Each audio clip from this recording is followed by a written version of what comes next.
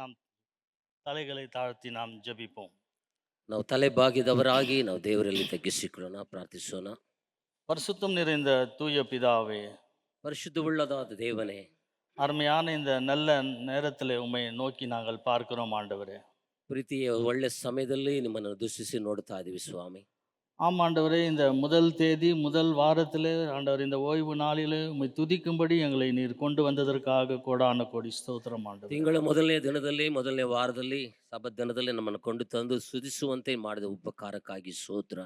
கடந்த மே மாதம் முழுவதும் உடைய பிரசன்னம் இந்த சபையோடு ஊழியரோடு இருந்ததற்காக நன்றி ஆண்டவரே. ಕಳೆದ ಮೇ ತಿಂಗಳ ಸ್ಫೂರ್ತಿಯಾಗಿ ಸೇವಕರ ಮಧ್ಯದಲ್ಲಿ, ದೇವಜನಗಳ ಮಧ್ಯದಲ್ಲಿ ನಿನ್ನ ಪ್ರಸನ್ನದಿದ್ದಕ್ಕಾಗಿ ನಿಮಗೆ ಸ್ತೋತ್ರ ರಾಜ. எத்தனையோ போராட்டங்கள் பிரச்சனைகள் மத்தியிலும் இந்த ஊழியம் நடந்து கொண்டு வருவதற்காக நன்றி ஆண்டவரே. ಎಷ್ಟೋ ಹೋರಾಟಗಳ ಮಧ್ಯದಲ್ಲಿ ಸೇವೆ ನಡೀತಾ ಬರ್ತಾ ಇದೆ, ಅದಕ್ಕಾಗಿ ನಿಮಗೆ ಸ್ತೋತ್ರ ರಾಜ. இதோ ஆண்டு இந்த ஜூன் மாதம் முதல் தேதி உம்முடைய பாதத்தில் சமர்ப்பிக்கிறோம் ஆண்டவரே. ಇದೋ ಸ್ವಾಮಿ, ಜೂನ್ ತಿಂಗಳ ಮೊದಲನೇ ದಿನದಲ್ಲಿ ನಿನ್ನ ಪಾದಕ್ಕೆ ನಾವು ಬಿದ್ದಿದ್ದೀವಿ ಸ್ವಾಮಿ. இந்த ஜூன் மாதம் முழுவதும் உடைய கிருபையுள்ள பிரசனம் இந்த சபையோடு ஊழியரோடும் இருக்கும்படி ஜெபிக்கிறேன் நான். ಈ ತಿಂಗಳು ಪೂರ್ತಿಯಾಗಿ ನನ್ನ ತಂದೆಯಾದ ದೇವರೇ, ನಿನ್ನ ಪ್ರಸನ್ನತೆಯು ಸೇವಕರ ಮತ್ತೆ ದೇವಜನಗಳ ಮಧ್ಯದಲ್ಲಿ ಇರಲಿ ಎಂಬುದಾಗಿ ನಾವು ಬೇಡುತ್ತೇವೆ. இப்பொழுதும் வந்திருக்கிற ஒவ்வொருவரையும் ஆசீர்வதியும் ஆண்டவரே. ಬಂದಿರುವಂತ ಪ್ರತಿಯೊಂದು ಮಕ್ಕಳನ್ನು ನೀವು ಆಶೀರ್ವದಿಸ್ರಿ ಸ್ವಾಮಿ. மூத்த ஊழியர் மூடி அல்பா அவர்களையும் நீர் ஆசீர்வதியும் ஆண்டவரே. ಹಿರಿಯ ಬೋಧಕರಾಗಿರುವಂತ ಅಂಕಲ್ ಮೂಡಿ ಆಲ್ಬವರನ್ನು ಸಹ ಆಶೀರ್ವದಿಸ್ರಿ ಸ್ವಾಮಿ. உடன் ஊழியர்களை நீர் ஆசீர்வதியும் ಸಕ ஆண்டவரே. ಬೋಧಕರನ್ನು ಸಹ ದೇವರೇ ನೀನು ಆಶೀರ್ವದಿಸ್ರಿ ದೇವರೇ. வந்திருக்கிற சபையாரை நீர் ஆசீர்வதியும் ஆண்டவரே. ಬಂದಿರುವಂತ ದೈವ ಜನಗಳನ್ನು ಸಹ ದೇವರೇ ನೀವು ಆಶೀರ್ವದಿಸ್ರಿ. செய்தி கொடுக்கிற என்னை மறைத்து நீர் வெளிப்படும் ஆண்டவரே. ಹೌದು ಕರ್ತನೆ, ಸಂದೇಶ ಕೊಡುವಂತ ನನ್ನನ್ನು ಸಹ ದೇವ ಮರೆ ಮಾಡಿ ಆಶೀರ್ವದಿಸ್ರಿ. என்னை தரைமட்டமாய் தாழ்த்துகிறேன் ಓ ஆண்டவரே. ನೆಲಮಟ್ಟಕ್ಕೆ ನಮ್ಮನ್ನು ತಗ್ಗಿಸಿಕೊಳ್ಳುತ್ತೀವಿ ಸ್ವಾಮಿ. பேசுகிறது நீங்கள் அல்ல, ஆவியானவர் என்று சொன்னவர் ஆண்டவரே. ಮಾತನಾಡುವಂತವರು ನೀವರಲ್ಲ, ದೇವರ ಆತ್ಮನೇ ಮಾತನಾಡ್ತಾನೆ ಎಂಬುದಾಗಿ ಹೇಳಿದೆಯ ಸ್ವಾಮಿ. நீர் பேசும் நாங்கள் கேட்கிறோம். ನೀವು ಮಾತನಾಡಿರಿ, ನಾವು ಕೇಳ್ತೀವಿ ಸ್ವಾಮಿ. இயேசுவின் நாமத்தில் ஜெபிக்கிறேன் நல்ல பிதாவே. ಯೇಸುವಿನ ನಾಮದಲ್ಲಿ ಪ್ರಾರ್ಥನೆ ಕೇಳು ಒಳ್ಳೆ ತಂದೆಯೇ. ஆமென். பிரியமான தேவ ஜனமே, ಪ್ರೀತಿ ಉಳ್ಳ ದೇವ ಜನರೇ, அருமையான இந்த காலை நேரத்தில் ಒಳ್ಳೆ ಈ ಬೆಳಗಿನ ಜಾವದ ಸಮಯದಲ್ಲಿ பீட்டர் அசம்பிளிஸ் ஆஃப் காட் சபையின் சார்பாக உங்களுக்கு நான் நன்றியை எடுத்துக்கொள்கிறேன். ಬಂದಿರುವಂತ ನನ್ನ ಮಕ್ಕಳ ಮುಂದೆ Peter assembly of god church ಮುಖಾಂತರವಾಗಿ ವಂದನೆಗಳನ್ನು ಸಲ್ಲಿಸುತ್ತೇವೆ. பாஸ்டர் மூடி அல்பா அவர்களுமாக, ಅಂಕಲ್ ಮುಖಾಂತರವಾಗಿ, உடன் ஊழியர்கள், ಜೊತೆ ಸೇವೆ ಮಾಡುವಂತ ಸೇವಕರ ಮುಖಾಂತರವಾಗಿ, சபை மக்கள் அனைவருக்கும் நான் கர்த்தர் இயேசுவின் நாமத்தின் நிமித்தம் ஸ்தோத்திரங்களை ஏறெடுக்கிறேன். ಸಭೆಯಲ್ಲಿ ಬಂದಿರುವಂತ ಎಲ್ಲ ದೇವಜನಗಳ ಮಧ್ಯದಲ್ಲಿ ಕರ್ತನ ನಾಮದಲ್ಲಿ ವಂದಿಸುವಂತವನಾಗಿದ್ದೇನೆ. போதகர் சொன்னபடியாக ಅಂಕಲ್ ಹೇಳಿದ ರೀತಿಯಲ್ಲಿ நானும் பாஸ்டரும் ராஜாஜி நகரில் அவர் ஊழியத்தை ஆரம்பிக்கும் போது நானும் அவரும் ஒன்றாக சேர்ந்து தான் ஊழியத்தை செய்தோம். ಅಂಕಲ್ ಜೊತೆಗೆ ಇವರು ಸಹ ಸೇರಿ ರಾಜಾಜನಗರ ಭಾಗದಲ್ಲಿ ಸೇವೆಯನ್ನು ಪ್ರಾರಂಭ ಮಾಡಿದರು. அநேக பழைய ஆட்கள் இருப்பீர்கள் என்றால் என்னை நன்றாக சில பேருக்கு தெரியும் என்னை குறித்து. ಆದಿಯಲ್ಲಿದ್ದಂಥ ಹಳೆ ಜನಗಳು ಒಂದು ವೇಳೆ ಇರುವುದಾದ್ರೆ ಇವರು ಕುರಿತು ನಿಮಗೆ ಪರಿಚಯ ಇರಬಹುದು. எனக்கு இதே சபையில தான் திருமணம் நடந்தது. ಇವರಿಗೆ ಇದೇ ಸಭೆಯಲ್ಲಿ ಅವರಿಗೆ ಮದುವೆ ಕಾರ್ಯವೂ ಸಹ ನಡೀತು. பாஸ்டர் மூடி அல்வா தான் எனக்கு திருமணத்தை கொடுத்தார். ಅಂಕಲ್ ಅವರೇ ಇವರಿಗೆ ಮದುವೆಯನ್ನು ಮಾಡಿಸಿಕೊಟ್ಟವರು. ஊழியம் நன்றாக நடந்து கொண்டு வந்தது. ಸೇವೆ ಬಹಳ ಚೆನ್ನಾಗಿ ನಡೀತಾ ಬರ್ತಾ ಇತ್ತು. சில சரீர பிரகாரமான பலவீனங்கள் எனக்கு ஏற்பட்டும் போது நான் வருவதை நிறுத்தி கொண்டேன். ಶರೀರ ಬಲಹೀನತೆಗಳ ಮುಖಾಂತರವಾಗಿ ಬರುವುದನ್ನ ಇವರು ನಿಂತು ಹೋದರು ಬರುವ ಕಾರ್ಯದಲ್ಲಿ. அது மட்டும் இல்லாமல் என்னுடைய வீட்டினுடைய சூழ்நிலைகள் பயங்கரமான மோசமான நிலைக்கு போய் கொண்டிருந்தது. ಇವರ ಮನೆಯ ಪರಿಸ್ಥಿತಿಗಳು ಸಹ ಭಯಂಕರವಾದ ಒಂದು ಕಾರ್ಯಕ್ಕೆ ಒಳಪಟ್ಟಿದ್ದ ಕಾರಣ ಇವರು ನಿಂತು ಹೋಗಿದ್ರು. சுருக்கமாக சொல்கிறேன், ಸಂಕ್ಷಿಪ್ತವಾಗಿ ಹೇಳುವುದಾದ್ರೆ, என்னுடைய வீடு சாமானத்தெல்லாம் எடுத்து நடுத்தருவில் போடுற அளவுக்கு கோர்ட்டில் ஆர்டர் ஆயிடுச்சுங்க. ಇವರ ಮನೆಯಲ್ಲಿದ್ದಂಥ ಸಾಮಾನುಗಳೆಲ್ಲ ತೆಗೆದು ನಡುಬೀದಿಯಲ್ಲಿ ಹಾಕುವಂತ ಒಂದು ಪರಿಸ್ಥಿತಿ ಕೋರ್ಟಿಂದ ಬಂದಿತ್ತು ಇವರಿಗೆ. காரணம் வேற ஒருத்தருக்கு ஷூரிட்டி போட்டதுனால. ಇವರು ಬೇರೆಯವರಿಗಾಗಿ ಒಂದು ಜಾಮೀನು ಸಹಿ ಹಾಕಿದ ನಿಮಿತ್ತವಾಗಿ ಈ ರೀತಿಯಾಗಿ ಆಯ್ತು. ஆனால் 12 வருடம் கஷ்டப்பட்டேன் அதற்காக. ಅದಕ್ಕೋಸ್ಕರ ಇವರು 12 ವರ್ಷಗಳ ಕಾಲ ಕಷ್ಟವನ್ನು ಅನುಭವಿಸಿದ್ರು. யார் எங்களிடத்துல லோன் வாங்கினாரோ அந்த பிரின்சிபல் பாரோவர் அவருடைய ப்ராப்பர்ட்டியை ட்ரேஸ் அவுட் பண்ணி கொண்டு வந்து கோர்ட்டில் சப்மிட் பண்ணேன். ಇವರು ಯಾರು ಇವರಿಗೆ ಜಾಮೀನು ಹಾಕಿದ್ರು ಅವರು ಸಹ ಅವರು ಕೋರ್ಟಲ್ಲಿ ಬಂದು ಸಬ್ಮಿಟ್ ಮಾಡಿದ್ದಾರೆ. இது என்னுடைய திருமணத்துக்கு முன்பதாக என்னுடைய மாமனார் வைத்தது. ಇದು ಇವರು ಮದುವೆಗಿಂತ ಮುಂಚೆ ಇವರು ಮಾವನವರು ಅವರು ಇಟ್ಟಿದ್ದಂತ ಒಂದು ಕಾರ್ಯ. எனக்கு ஒண்ணுமே தெரியாது. ಅದನ್ನ ಕುರಿತು ಇವ್ರಿಗೆ ಯಾವುದು ಗೊತ್ತಿಲ್ಲ. எனக்கு ஏபிசிடி தெரியாது, கோர்ட்டை பத்தியோ போலீஸ் ஸ்டேஷனை பத்தியோ. ಇವರಿಗೆ ಪೊಲೀಸ್ ಸ್ಟೇಷನ್ ಕುರಿತಾಗಿ ಕೋರ್ಟನ್ನು ಕುರಿತು ಯಾವುದೋ ಒಂದು ವಿಚಾರ ಇವ್ರಿಗೆ ಗೊತ್ತಿರಲಿಲ್ಲ. ஒன்றே ஒன்று செய்தேன். ಇವರು ಒಂದೇ ಒಂದು ಕಾರ್ಯವನ್ನು ಮಾತ್ರ ಮಾಡಿದ್ರು. முழங்கால் படியிட்டு ஜெபித்தேன். ಮೊಣಕಾಲಲ್ಲಿ ನಿಂತು ಇವರು ಪ್ರಾರ್ಥನೆ ಮಾಡೋದಕ್ಕೆ ಪ್ರಾರಂಭ அதற்கேற்ற ஞானத்தையும் அறிவையும் கர்த்தர் கொடுத்தார். ದೇವರ ಕರ್ತನು ಅದ್ರ ಜ್ಞಾನವನ್ನು ವಿವೇಕವನ್ನ ದೇವರು ಇವರಿಗೆ ಕೊಟ್ಟರು. அவருடைய ப்ராப்பர்ட்டியை ட்ரேஸ் அவுட் பண்ணேன் ಅವ್ರನ್ನ ಆಸ್ತಿಯನ್ನ ಇವರು ಏನ್ ಮಾಡಿದ್ರು ಕಂಡುಹಿಡಿಯಕ್ಕೆ ಸಾಧ್ಯವಾಯ್ತು. தேவனுடைய பலத்தினால். ದೇವರ ಬಲದಿಂದ அவருடைய ப்ராப்பர்ட்டி ரிகவரி ஆனது. ಅವರ ಒಂದು ಆಸ್ತಿ ಎಲ್ಲ ಅವ್ರು ರಿಕವರ್ ಮಾಡ್ಕೊಂಡ್ರು. 12 வருஷம் ஆனது அது செய்ய. 12 ವರ್ಷಗಳ ಕಾಲ ಆಯ್ತು. மகா போராட்டம் எனக்கு வந்தது. ದೊಡ್ಡ ಒಂದು ಹೋರಾಟ ಮಧ್ಯದಲ್ಲಿ ಜೀವನ, மகா நிந்தனைகள், ಮಹಾ ಒಂದು ದುಷ್ಟತನಗಳು, மகா அவமானங்கள் எல்லாம் வந்தது. ಅವಮಾನಗಳ ಮಧ್ಯದಲ್ಲಿ ಜೀವನ. ஆனால் கர்த்தர் என்னோடு இருந்து என்னை வழி நடத்தினார். ಆದರೂ ಕರ್ತನು ಇವರ ಸಂಗಡ ಇದ್ದು ಮಾರ್ಗದರ್ಶನ ಆಗಿ ಕೊಟ್ಟರು. அதை வைத்து தான் இப்பொழுது நாம் தியானிக்க போகிறோம். ಅದನ್ನ ಕುರಿತಾಗಿ ಇವತ್ತು ನಾವು ಸಂದೇಶವನ್ನ ಉಂಟು. நம்மளுடைய தலைப்பு என்னவென்றால், ಇವತ್ತು ಶೀರ್ಷಿಕೆ ಏನಂದ್ರೆ உபத்திரவங்களிலும் கிறிஸ்துவின் அன்பு. ಉಪದ್ರವಗಳ ಮಧ್ಯದಲ್ಲಿ ಕ್ರಿಸ್ತನ ಪ್ರೀತಿ. ஒரு கிறிஸ்தவனாக இந்த பூமியிலே நாம் வாழ வேண்டும் என்று சொன்னால், ಒಬ್ಬ ಕ್ರೈಸ್ತನಾಗಿ ನಾವು ಈ ಭೂಮಿಯಲ್ಲಿ ಜೀವನ ಮಾಡಬೇಕಾದ್ರೆ கிறிஸ்துவை ஏற்றுக்கொண்டு ஞானஸ்தானம் எடுத்த உடனே நாம் நினைக்கிறோம், ನಾವು ಕ್ರಿಸ್ತವನ ಅಂಗೀಕಾರಿ ಮಾಡಿಕೊಂಡು ದೀಕ್ಷಾಸ್ಥಾನ ತೆಗೆದುಕೊಂಡ ಕೂಡಲೇ ನಾವು ನೆನೆಸ್ತೇವೆ, ரொம்ப சந்தோஷமா நாம் வாழ்வோம் என்று நினைக்கிறோம். ಬಹಳ ಒಂದು ಸಂತೋಷಕರ ಜೀವನ ಉಂಟು ಎಂಬುದಾಗಿ ನಾವು ನೆನೆಸಿಕೊಳ್ಳುತ್ತೇವೆ. ஆசீர்வாதத்தின் மேல் ஆசீர்வாதம் நம்ம மேல கொட்டும் என்று நினைக்கிறோம். ಆಶೀರ್ವಾದ ಸುರಿಮಳೆಗಳು ನಮ್ಮ ಮೇಲೆ ಸುರಿಯಲ್ಪಡುತ್ತದೆ ಎಂಬುದಾಗಿ ನಾವು ತಿಳಿದುಕೊಳ್ಳುತ್ತೇವೆ. அப்படி ஆண்டவர் நம்மளை கொடுப்பதில்லை அந்த ஆசீர்வாதத்தை. ಆ ರೀತಿಯಾದ ಒಂದು ಆಶೀರ್ವಾದವನ್ನ ದೇವರು ನಮಗೆ ಕೊಡುವುದಿಲ್ಲ.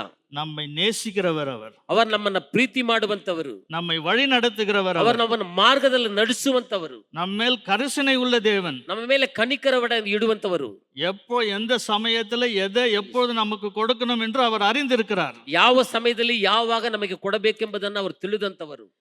அந்த சமயத்தில் மட்டும்தான் அது நமக்கு அது கிடைக்கும். ಆ ಸಮಯದಲ್ಲಿ ಮಾತ್ರ ನಾವು ಹೊಂದಿಕೊಳ್ಳುವುದಕ್ಕೆ ಸಾಧ್ಯ. இங்க 3 சபைகளை குறித்து நாம் பார்க்கிறோம். ಇಲ್ಲಿ 3 ಸಭೆಗಳನ್ನ ಕುರಿತು ನಾವು ನೋಡಬಹುದು. முதலாவது சபை ಮೊದಲನೇದಾದ ಒಂದು ಸಭೆ ரோமர் சபையை நாம் பார்க்கிறோம். ರೋಮಪುರದ ಸಭೆಯನ್ನು ನೋಡಬಹುದು. ரோமர் 8ஆம் அதிகாரம் ರೋಮಪುರದ ಪತ್ರಿಕೆ 8ನೇ ಅಧ್ಯಾಯ 36, 36ನೇ ವಚನ, 37, 38 3 வசனங்களையும் வாசிக்க கேட்போம். 36, 37, 38 வசனಗಳನ್ನು ಓದ್ರಿ. கிறிஸ்துவின் அன்பை விட்டு நம்மை பிரிப்பவன் யார்? உபத்திரவமோ, ವ್ಯಾಕುಲಮೋ, துன்பமோ, பசியோ, நிர்வாணமோ, நாசமோசமோ, பட்டயமோ, இவைகள் எல்லாவற்றிலும் நாம் நம்மில் அன்பு கூறுகிறவர்களாகலே முற்றிலும் ஜெயம் கொள்ளுகிறவர்களாக இருக்கிறோம்.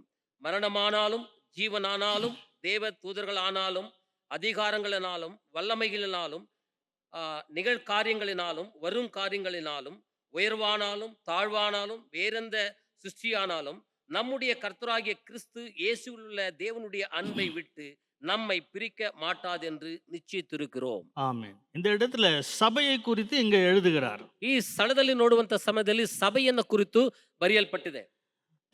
தனிப்பட்ட முறையில் அவர் சொல்லவில்லை. ಅವರು ವೈಯಕ್ತಿಕವಾದ ಒಂದು ರೀತಿಯಲ್ಲಿ ಅಲ್ಲಿ ಬರೆಯಲ್ಪಟ್ಟಿಲ್ಲ. கிறிஸ்துவின் அன்பை விட்டு நம்மை பிரிப்பவன் யார்? ಕ್ರಿಸ್ತನ ಪ್ರೀತಿಯನ್ನ ಬಿಟ್ಟು ನಮ್ಮನ್ನ ಅಗಲಿಸುವಂತವನು ಯಾರು?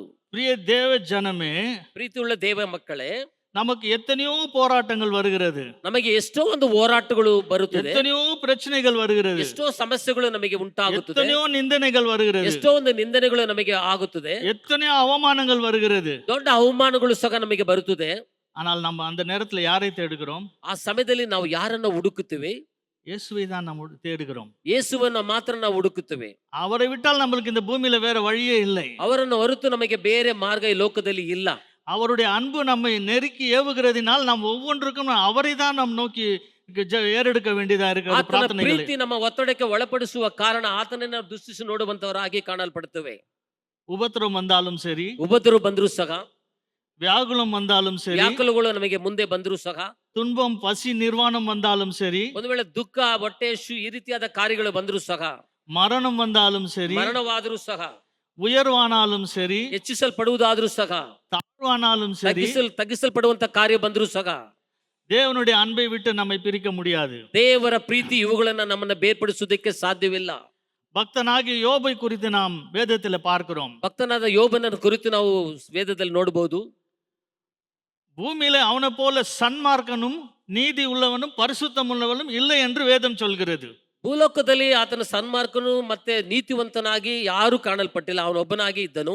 ஆனால் அப்பேற்பட்ட மனிதனுக்கு கொடுமையான ஒரு பயங்கரமான ஒரு காரியம் நேரிடுகிறது. ಅಂತ ಒಂದು ನೀತಿವಂತನಾಗಿರುವಂತ ಯೋಬನಿಗೆ ಒಂದು ದೊಡ್ಡ ಒಂದು ಕಠೋರವಾದ ಒಂದು ಕಾರ್ಯ ಉಂಟಾಯ್ತು. வேதத்தில் அநேகர் நீங்கள் வாசித்திருப்பீர்கள், உங்களுக்கு நன்றாக தெரியும். ಸತ್ಯವೇದದಲ್ಲಿ ನೀವು ಓದಿರಬಹುದು, ನೀವು ಅದ್ರ ಬಗ್ಗೆ ತಿಳಿದಿರುವಂತವರಾಗಿದ್ದೀರಿ. ஒரே நேரத்தில் அவருடைய ஆஸ்தி எல்லாம் அழிந்து போகிறது. ಒಂದೇ ಸಮಯದಲ್ಲಿ ಆತನಿಗಿದ್ದಂತ ಎಲ್ಲ ಆಸ್ತಿಗಳು ಎಲ್ಲವೂ ನಾಶವಾಯ್ತು. ஆடு மாடு வீடு எல்லாமே போகிறது. ದನ ಕುರಿ ಕೋಳಿ ಎಲ್ಲವೂ ಅದ್ರಲ್ಲಿ ನಾಶವಾಯ್ತು. பெத்த பிள்ளைகளும் மறிச்சு போறாங்க. ಎತ್ತಂತ ಮಕ್ಕಳು ಸಹ ಅಲ್ಲಿ ಮರಣ ಹೊಂದಿದ್ರು. அவரும் அவருடைய மனைவி மட்டும் இருக்கிறார்கள். ಯೋಬು ಮತ್ತೆ ಆತನ ಹೆಂಡತಿ ಮಾತ್ರ ಇದ್ದಾರೆ. அவர் என்ன சொல்கிறார்? ಅವ್ರು ಏನ್ ಹೇಳ್ತಾರೆ? கர்த்தர் கொடுத்தார், கர்த்தர் எடுத்தார். ಕರ್ತನು ಕೊಟ್ಟನು, ಕರ್ತನು ತೆಗೆದುಕೊಂಡನು ಎಂಬುದಾಗಿ ಹೇಳುತ್ತಾನೆ. அந்த நிலைமையிலும் கூட, ಆ ಪರಿಸ್ಥಿತಿಯಲ್ಲೂ ಸಹ, அந்த போராட்டங்கள் பிரச்சனைகள் மத்தியிலும் கூட, ಆ ಹೋರಾಟ ಮತ್ತೆ ಸಮಸ್ಯೆಗಳ ಮಧ್ಯದಲ್ಲೂ ಸಹ தன்னுடைய நண்பர்களுக்காக அவர் பிரார்த்திக்கிறார். ತನ್ನ ಸ್ನೇಹಿತರಿಗಾಗಿ ಪ್ರಾರ್ಥನೆ ಮಾಡುವಂತವನಾಗಿದ್ದಾನೆ. இப்படிப்பட்ட மனுஷனை நீங்க எங்கேயாவது பார்த்திருக்கிறீர்களா? ಇಂಥ ಒಂದು ವ್ಯಕ್ತಿಯನ್ನ ನಾವು ನೋಡೋದಕ್ಕೆ ಸಾಧ್ಯನಾ? நமக்கு தலைக்கு மேல பிரச்சனை போயிட்டு இருக்கும். ನಮಗೆ ತಲೆಗೆ ಮೇಲೆ ದೊಡ್ಡ ಒಂದು ಸಮಸ್ಯೆಗಳು ಹೋಗ್ತಾ ಇರುತ್ತೆ. யாராவது நம்ம தேடி வந்தா, ಯಾರಾದ್ರೂ ನಮ್ಮನ್ನು ಹುಡುಕಿಕೊಂಡು ಬರುವುದಾದ್ರೆ நம்ம மனசுக்குள்ள சொல்லுவோம், ನಾವು ಮನಸ್ಸು ಒಳಗೆ ಅಂದುಕೊಳ್ಳುತ್ತೀವಿ, எனக்கே இவ்வளவு பிரச்சனை இருக்குது, ನನಗೆ ಇಷ್ಟು ಒಂದು ಸಮಸ್ಯೆಗಳು ಇದೆ, இவங்க என்ன தொந்தரவு பண்ணிட்டு இருக்கிறாங்க, ಇವರೇ ನಮಗೆ ತೊಂದರೆ ಮಾಡ್ತಾರಲ್ಲ ಎಂಬುದಾಗಿ. மற்றவர்களுக்கு நாம் அநேக ஆலோசனைகளை சொல்லி இருப்போம். ಬೇರೆಯವರಿಗೆ ಮತ್ತವರಿಗೆ ನಾವು ಬೇರೆ ಅನೇಕ ಆಲೋಚನೆಗಳ ಹೇಳಿರ್ಬೋದು. ஜெபத்துல அவர்களை நாம் தாங்கி இருப்போம். ಪ್ರಾರ್ಥನೆಯಲ್ಲಿ ಅವರನ್ನ ನಾವು ಹಿಡಿದಿರ್ಬೋದು. நமக்கென்று ஒரு பிரச்சனை வரும் பொழுது, ನಮಗಾಗಿ ಒಂದು ಸಮಸ್ಯೆಗಳು ಉಂಟಾಗುವಂತ ಸಮಯದಲ್ಲಿ நாம் அவர்களுக்கு செவி கொடுப்பதே இல்லை. ನಾವು ಆತರಿಗೆ ಕಿವಿ ಕೊಡುವರಲ್ಲ. மனசுல நாம் ஒரு பாரத்தை வைத்துக்கொண்டு மேலோட்டமாக அவரிடத்தில் நாம் பேசுகிறோம். ಹೃದಯದಲ್ಲಿ ಒಂದು ಭಾರವನ್ನ ಇಟ್ಟುಕೊಂಡು ಅವರಿಗೆ ಬೇಕೋ ಬೇಡವೋ ಎಂಬ ರೀತಿಯಲ್ಲಿ ನಾವು ಮಾತನಾಡುವಂತವರು. ஆனால் யோபு அப்படி செய்யல. ಆದ್ರೆ ಯೋಬನ ಆ ರೀತಿಯಾಗಿ ಮಾಡಲಿಲ್ಲ. யோபு எல்லாவற்றுக்கும் துணிந்தவன், எல்லாவற்றுக்கும் துணிந்தவர். ಯೋಬನು ಎಲ್ಲವನಿಗೂ ಅವನಿಗೆ ಮಾಡುವಂತವನಾಗಿದ್ದನು. நீ உபத்திரவனாவா, ಉಪದ್ರವ ಬರ್ಲಿ, வியாதினாவா, ವ್ಯಾಧಿ ಬರ್ಲಿ, என் ஆஸ்தி எல்லாம் அழிஞ்சு போனாலும் சரி, ನನ್ನ ಆಸ್ತಿಗಳೆಲ್ಲ ನಾಶವಾದರೂ ಸಹ, என் பிள்ளைகள் எல்லாம் மரித்து போனாலும் ನನ್ನ சரி, ಮಕ್ಕಳು ಅವರು ಸಹ ಮರಣ ಹೊಂದಿದ್ರು ಸಹ, பல நன்மைகளை பெற்று நான் தீமைகளும் பெறுவதற்கு நான் ஆயத்தமா இருக்கிறேன். ದೇವರಿಂದ ಒಳ್ಳೆತನಗಳನ್ನ ಪಡೆದುಕೊಂಡಂತ ನಾನು ಕೆಟ್ಟತನಗಳನ್ನು ಪಡೆದುಕೊಳ್ಳೋದಕ್ಕೆ ನಿತ್ಯ ಸಾಧ್ಯ ಎಂಬುದಾಗಿ ಹೇಳುತ್ತಾನೆ. இரட்டிப்பான ஆசீர்வாதங்களை பெற்றார். ಎರಡರಷ್ಟು ಆಶೀರ್ವಾದವನ್ನು ಹೊಂದಿಕೊಂಡನು. இங்க அதை தான் சொல்கிறார் இந்த ரோமர் நிருபத்திலே. ಅದನ್ನೇ ರೋಮಾಪುರ ಪತ್ರಿಕೆಯಲ್ಲಿ ಬರೆಯಲ್ಪಟ್ಟಿದೆ. கிறிஸ்துவனுடைய அன்பை விட்டு நம்ம யாரும் பிரிக்க முடியாது. ಕ್ರಿಸ್ತನ ಪ್ರೀತಿಯನ್ನ ಬಿಟ್ಟು ನಮ್ಮನ್ನು ಅಗಲಿಸುವಂತದಕ್ಕೆ ಯಾರಿಂದಲೂ ಸಾಧ್ಯವಿಲ್ಲ. தேவனுக்கும் நமக்கும் ஒரு தொடர்பு வரும் பொழுது, ದೇವದೂತರಿಗೂ ನಮಗೂ ಒಂದು ಸಂಪರ್ಕ ಬರುವಂತ ಸಮಯದಲ್ಲಿ, ஜெபத்துல நாம் மணிக்கணக்காக ஜெபிக்கும் பொழுது, ಪ್ರಾರ್ಥನೆಯಲ್ಲಿ ಗಂಟೆಗಟ್ಟಲೆ ನಾವು ಪ್ರಾರ್ಥಿಸುವಂತ ಸಮಯದಲ್ಲಿ, பரிசுத்த ஆவியானவர் நமக்குள் நெருங்கும் பொழுது, ಪರಿಶುದ್ಧ ಆತ್ಮನು ನಮ್ಮನ್ನು ತುಂಬಿಸುವಂತ ಸಮಯದಲ್ಲಿ, அந்த சந்தோஷம், அந்த சமாதானம், ಆ ಸಂತೋಷ ಸಮಾಧಾನ நம்முடைய சூழ்நிலைகளை எல்லாம் சுக்குநூறாய் போட்டுவிடும். ನಮ್ಮ ಪರಿಸ್ಥಿತಿಗಳನ್ನ ಅದು ಕಂಪ್ಲೀಟ್ ಆಗಿ ಅದು ಏನ್ ಮಾಡ್ತಿದೆ, ಅದು ಸುಟ್ಟು ಹಾಕುವಂತದಾಗಿರುತ್ತದೆ. என்னுடைய வாழ்க்கையில நான் மனம் நொந்து போன நேரத்துல, ಇವರ ಸಹೋದರ ಒಂದು ಜೀವನದಲ್ಲಿ ಮನ ನೊಂದಂತ ಒಂದು ಸಮಯದಲ್ಲಿ, சர்ஃபாசி ஆக்ட்னு ஒரு ஆக்ட் கொண்டாந்தாங்க என் வீட்டு மேல. SARFAESI act. ಸರ್ಫಾಸಿ ಆಕ್ಟ್ ಎಂಬುದಾಗಿ ಒಂದು ಕಾನೂನು ಇವರ ಮನೆಯ ಮೇಲೆ ಕೊಂಡು ತಂದರು. 60 நாளுக்குள்ள நீ பேமெண்ட் பண்ணலனாக்க சாமான் எடுத்து வெளியில போட்டுருவேன். 60 ದಿನಗಳ ಒಳಗಡೆ ನೀನು ಪೇಮೆಂಟ್ ಅಲ್ಲಿ ಅಂದ್ರೆ ಕಟ್ಟಬೇಕಾದ ಕಾರ್ಯವನ್ನ ಮಾಡಿಲ್ಲ ಅಂದ್ರೆ ಮನೆಯನ್ನ ಸಾಮಾನೆಲ್ಲ ತೆಗೆದು ಹೊರಗಾಕ್ತೀವಿ ಎಂಬುದಾಗಿ. முழங்காலில் நின்று நான் ஜெபித்தேன். ಮೊಣಕಾಲಲ್ಲಿ ನಿಂತು ಇವರು ಪ್ರಾರ್ಥನೆ ಮಾಡೋದಕ್ಕೆ 2 மணி நேரம் ஜெபித்தேன். 2 ಗಂಟೆ ಕಾಲ ಪ್ರಾರ್ಥನೆ ಮಾಡಿದ್ರು. தேவனுடைய ஆவியானவர் எனக்குள்ள உணர்த்தினார். ದೇವರ ಆತ್ಮನು ಇವರೊಳಗೆ ಮಾತನಾಡಕ್ಕೆ ಪ್ರಾರಂಭ ಮಾಡಿದ್ರು. நீ பயப்படாதே, ನೀನು ಭಯಪಡಬೇಡ, உன் வீட்டுல இருக்கிற ஒரு செங்கலை யாரையும் நான் தொட விட மாட்டேனாரு. ನಿನ್ನ ಮನೆಯಲ್ಲಿ ಇರುವಂತ ಕಟ್ಟಡದಲ್ಲಿ ಇರುವಂತ ಒಂದು ಇಟ್ಟಿಗೆಯನ್ನು ಸಮ ಮುಟ್ಟುವುದಕ್ಕೆ ನಾನು ಬಿಡುವುದಿಲ್ಲ ಎಂಬುದಾಗಿ. இந்த மாதிரி என்னுடைய ஜெபத்துல பலமுறை இதே வார்த்தையை தான் பேசி இருக்கிறார். ಈ ರೀತಿಯಾಗಿ ಇವರ ಪ್ರಾರ್ಥನೆಯಲ್ಲಿ ಅನೇಕ ಸಾರಿ ದೇವರು ಇದೇ ರೀತಿಯಲ್ಲಿ ಮಾತನಾಡಿದ್ದಾರೆ. ஆனா அங்க கோர்ட்ல போகும்போது, ಆದ್ರೆ ಕೋರ್ಟ್ ಸಮಯದಲ್ಲಿ ಹೋಗುವಂತ ಸಮಯದಲ್ಲಿ பல மடங்கு அவமானங்கள் வரும் எனக்கு. ಬಹಳಷ್ಟು ಇವರಿಗೆ ಅವಮಾನ ಬಂದಿತ್ತು. ನೋಡು, ಇವನು ஷூரிட்டி கொட்டிதானே, இவரு பாருங்க, இவரு ஷூரிட்டி ஜாமீன் கொடுத்திருக்காங்க. கோலட்ரல் ஷூரிட்டி, இது இந்த மாதிரியான ஒரு ஷூரிட்டி கொடுத்திருக்காங்க. ஈக்விட்டபிள் மார்ட்கேஜ் என்று சொல்லி, ಈಕ್ವಿಟಲ್ ಮಾರ್ಬಲ್ ಎಂಬುದಾಗಿ ಹೇಳಿ ಇವರು ஷூரிட்டிಯನ್ನು ಕೊಟ್ಟಿದ್ದಾರೆ. ಇವನ್ போய் ப்ராப்பர்ட்டி சிக்கத்தா, இவருக்கு போய் அந்த ஆஸ்தி கிடைக்குமா, ಹೋಗ್ರಿ போங்க போங்க என்று சொல்லி, ನಿಮ್ಗೆ ಇದೆಲ್ಲ ಸಿಕ್ಲಿಲ್ಲ, ನಿಮ್ಗೆ ಇದೆಲ್ಲ ಸಿಕ್ಕೋದಿಲ್ಲ, உங்களுக்கு இதெல்லாம் கிடைக்காது, நீங்க அவ்வளவுதான் ಬೀದಿಗೆ ಬಂದ್ಬಿಡ್ತೀರಾ ಅಂತ ಹೇಳಿದ್ರು ಅವರು. ನೀವು ಅಷ್ಟೇ ನಿಮ್ದು ಕತೆ ಬೀದಿಗೆ ಬಂದ್ಬಿಡ್ತೀರಾ ಎಂಬುದಾಗಿ ಹೇಳಿದ್ರು. மறுபடியும் வந்து நான் ஜெபித்தேன். ಮತ್ತೆ ಇವರು ಒಂದು ಪ್ರಾರ್ಥನೆ ಮಾಡಕ್ಕೆ ಪ್ರಾರಂಭ ಮಾಡಿದ್ರು. தேவன் அதே வார்த்தையை தான் சொன்னார். ದೇವನ್ ಮತ್ತೆ ಅದೇ ಮಾತನ್ನ ಹೇಳಿದ್ರು. ஒரு செங்கல் யாரும் அசைக்க முடியாது, ಒಂದು ಇಟ್ಟಿಗೆಯನ್ನು ಸಹ ಅದು ಕೀಳಕ್ಕೆ ಸಾಧ್ಯವಿಲ್ಲ ಎಂಬುದಾಗಿ. நாட்கள் கடந்தன. ಇದೇ ದಿನಗಳು ಕಳೀತು. கேஸ்ல நான் ஜெயித்தேன். ಇವರು ಕೇಸಲ್ಲಿ ಇವರು ಜಯ ಹೊಂದಿದರು. 3 முறை ஜெயித்தேன். 3 முறை அவர்கள் கேஸ ஒடிச்சிட்டாங்க. ಇವರು 3 ಸಲ ಗೆದ್ರು ಸಹ ಆ ಕೇಸನ್ನು ಅವರು ಒಡೆದಾಕಿದ್ರು. 4ஆம் முறை ஜெயித்தேன். ஒன்றுமில்லாமல் போட்டு 14 பேஜ் எனக்கு ஆர்டர் ஆனது என் பக்கம். 4ನೇ ಸತಿ ಮತ್ತೆ ಗೆದ್ದ ಕೂಡಲೇ ಅವರಿಂದ ಏನು ಮಾಡಕ್ಕಾಗಿಲ್ಲ. ಇವರಿಗೆ 14 ಪೇಜಲ್ಲಿ ಜಯಕರವಾದ ಕಾರ್ಯ ಬಂತು. என்னை ஏளனமாய் பேசின அட்வொகேட்ஸ்ங்கெல்லாம், ಇವರು ಕೇವಲವಾಗಿ ಮಾತನಾಡಿದಂತ ಲಾಯರ್ಗಳು, என்னை கேலி செய்த அட்வொகேட்ஸ் எல்லாம் ಇವರನ್ನ ಪರಿಹಾಸ ಮಾಡಿದಂತ ವ್ಯಕ್ತಿಗಳು என் முன்னால வரும்பொழுது ಇವರು ಮುಂದೆ ಬರುವಂತ ಸಮಯದಲ್ಲಿ இப்படி திரும்பி கொண்டு போய்விடுவார்கள். ಈ ರೀತಿಯಾಗಿ ಬೆನ್ನನ್ನು ತೋರಿಸಿ ಅವರು ಹೋಗುವಂತವರಾಗಿದ್ರು. தலைகுனிய வைத்தார் ஆண்டவர். ದೇವರು ಅವ್ರ ಮುಂದೆ ತಲೆ ತಗ್ಗಿಸುವಂತೆ ಮಾಡಿದ್ರು. நாம் உபத்திரவத்தில் ஏறெடுக்கிற ஜெபத்தை தேவன் அவர் ஒருபோதும் தள்ளுவதே இல்லை. ತನ್ನ ಉಪದ್ರವಗಳ ಮಧ್ಯದಲ್ಲಿ ಮಾಡುವಂತ ಪ್ರಾರ್ಥನೆ ದೇವರು ಎಂದಿಗೂ ತಳ್ಳಿ ಬಿಡುವಂತ ಅಲ್ಲ. அவர் என்றும் நம்மை கைவிடுகிற தேவன் இல்லை என்று வேதம் சொல்கிறது. ಅವರು ಯಾವತ್ತೂ ನಮ್ಮನ್ನ ಕೈ ಬಿಡದೆ ಕಾಯುವಂತ ದೇವರೆಂಬುದಾಗಿ ವಾಕ್ಯ ಬರೆಯಲ್ಪಟ್ಟಿದೆ. சங்கீதம் 22, 24 நாம் வாசிக்கும் பொழுது ಕೀರ್ತನೆ 22:4 24 22-24ನೇ ವಾಕ್ಯವನ್ನು ಓದೋಣ. ಕೀರ್ತನೆ, உபத்திரப்பட்டவனுடைய உபத்திரவத்தை அவர் அற்பமாய் எண்ணாமலும் ಉಪದ್ರವ ಹೊಂದಿದವನ ಒಂದು ಪ್ರಯಾಸವನ್ನ ಅವರು ಅಲ್ಪವಾಗಿ ಎನಿಸದೆ, அருவருக்காமலும் ಅದನ್ನ ತಿರಸ್ಕಾರ ಮಾಡದೆ, தம்முடைய முகத்தை அவனுக்கு மறைக்காமலும் இருந்து ತನ್ನ ಒಂದು ಮುಖದವನ್ನ ಅವನಿಗೆ ಮರೆ ಮಾಡದಾಗೆ, தம்மை நோக்கி அவன் கூப்பிடுகையில் ತಮ್ಮನ್ನ ದುಸ್ಸಿಸಿ ಆತನು ಕೂಗುವಂತ ಸಮಯದಲ್ಲಿ அவனை கேட்டறினார். ಅವನ ಪ್ರಾರ್ಥನೆಯನ್ನ ಕೇಳಿದನೆಂಬುದಾಗಿ. உபத்திரப்பட்டவனுடைய வேண்டுதல்களை அவர் அற்பமாய் எண்ணுகிற தேவன் அல்ல. ಉಪದ್ರದ ಒಳಗೆ ಇರುವಂತವನ ಪ್ರಾರ್ಥನೆ ಎಂದಿಗೂ ಅವರು ಅಲ್ಪವಾಗಿ ಎನಿಸುವಂತವರು ಅಲ್ಲ. அவர் அருவருக்கிறவரும் அல்ல, ಅದನ್ನು ತಿರಸ್ಕರಿಸುವಂತವರು ಅಲ್ಲ, மறைக்கிறவரும் அல்ல, ಮರೆಮಾಚುವನು ಅಲ್ಲ. கூப்பிடுகையில் அவர் கேட்கிற தேவனாய் இருக்கிறார். ಕೂಗುವಂತ ಸಮಯದಲ್ಲಿ ಆತನು ಕೇಳುವಂತ ದೇವರಾಗಿದ್ದಾನೆ. இங்க இந்த சபை இதைதான் அவர் சபைக்கு எச்சரிக்கிறார். ಈ ಕಾರ್ಯವನ್ನೇ ದೇವರು ಸಭೆಗೆ ಎಚ್ಚರಿಕೆ ಮಾಡುವಂತವರಾಗಿದ್ದಾರೆ. எந்த சூழ்நிலையில் வந்தாலும் ಯಾವ ಪರಿಸ್ಥಿತಿಗಳು ಬಂದರೂ ಸಹ கிறிஸ்துவின் அன்பை விட்டு நம்ம யாரும் பிரிய முடியாது. ಕ್ರಿಸ್ತನ ಪ್ರೀತಿಯನ್ನ ಅಗಲಿಸುವುದಕ್ಕೆ ಯಾರಿಂದಲೂ ಸಾಧ್ಯವಿಲ್ಲ. ஒருவேளை நீ கிறிஸ்துவை விட்டு நீ ஓட, ಒಂದು ವೇಳೆ ನೀವು ಕ್ರಿಸ್ತನನ್ನು ಬಿಟ್ಟು ಅಗಲಬಹುದು. ஆனால் இந்த சபையில உங்களுக்காக ஏறெடுத்த ஜெபம் உங்களை சும்மா விடாது. ಆದರೆ ಈ ಸಭೆಯಲ್ಲಿ ನಿಮಗಾಗಿ ಸಲ್ಲಿಸಲ್ಪಟ್ಟಂತಹ ಒಂದು ಪ್ರಾರ್ಥನೆ ನಿಮ್ಮನ್ನು ಸುಮ್ಮನೆ ಬಿಡುವುದಿಲ್ಲ. இந்த இயேசு எனக்கு வேண்டாம், இந்த உபத்திரம் வந்தது நீங்கள் ஓடினாலும் இயேசு உங்களை சும்மா விட மாட்டார். ಉಪದ್ರ ಬಂತು, ಯೇಸು ನನಗೆ ಬೇಡ ಎಂಬುದಾಗಿ ನೀವು ಓಡುವುದಾದರೂ ಸಹ ಯೇಸು ನಿಮ್ಮನ್ನು ಸುಮ್ಮನೆ ಬಿಡುವುದಿಲ್ಲ. போதகர் டிஜிஎஸ் தினகரன் ஒரு நடந்த சம்பவத்தை சொன்னார். ಬೋಧಕರಾಗಿರುವಂತ ಹಿರಿಯ ಬೋಧಕರಾಗಿರುವ DGS ಅವರು ಒಂದು ಸಂಭವವನ್ನ ನಡೆದಂತ ಒಂದು ಘಟನೆಯನ್ನ ಹೇಳಿದ್ರು. ஓரல் ராபர்ட் என்கிறதான ஒரு பெரிய ஒரு ஊழியக்காரை குறித்து அவர் சொன்னார். ಓರಲ್ ರಾಬರ್ಟ್ ಎಂಬುದಾದ ಒಂದು ದೊಡ್ಡ ವ್ಯಕ್ತಿಯನ್ನು ಸೇವಕರನ್ನು ಕುರಿತು ಅವರು ಸಾಕ್ಷಿ ಹೇಳಿದ್ರು. அவருடைய தாய் நிறை கர்ப்பிணியா இருக்கும் பொழுது ಅವರು ತಾಯಿ ಗರ್ಭಿಣಿಯಾಗಿರುವಂತ ಸಮಯದಲ್ಲಿ பக்கத்துல வீட்டுக்கு சில உதவிகளை செய்வாராம் அவருடைய தாய். ಅವರು ತಾಯಿಯವರು ಪಕ್ಕದ ಮನೆಯವರಿಗೆ ಕೆಲವೊಂದು ಸಹಾಯಗಳನ್ನ ಮಾಡ್ತಾ ಇದ್ದರು. ஒரு நாள் அவர் அந்த வீட்டை கடந்து செல்லும் பொழுது ಒಂದು ದಿನ ತನ್ನ ಮನೆಯನ್ನ ಬಿಟ್ಟು ಅವರು ಹಾದು ಹೋಗುವಂತ ಸಮಯದಲ್ಲಿ அந்த முள்வேலியை அவர்கள் தாண்டி போக வேண்டியதா இருந்ததாம். ಅಲ್ಲಿ ಮುಳ್ ತಂತಿಯನ್ನ ಅವರು ದಾಟಿ ಹೋಗ್ಬೇಕಾಗಿತ್ತು. அவர் அதை தாண்டி போகும்போது அந்த முள்வேலி வயிற்றுக்குள் சிக்கி அது வயிற்றெல்லாம் குத்தி கொண்டது. ಆ ದಾಟುವಂತ ಸಮಯದಲ್ಲಿ ಆ ಮುಳ್ಳು ಕಂಬಿ ಹೊಟ್ಟೆಯಲ್ಲಿ ಸುಚ್ಚಿ ಅದು ಸ್ವಲ್ಪ ಪ್ರಾಬ್ಲಮ್ ಆಯ್ತು. வெளியே அவர்களால் வர முடியவில்லை. ಅದರಿಂದ ಅವರು ಬಿಡಿಸಿಕೊಳ್ಳಕ ಸಾಧ್ಯ ಆಗಿರಲಿಲ್ಲ. அப்பொழுது அந்த தாயார் ஒரு பிரார்த்தனை செய்தாராம்.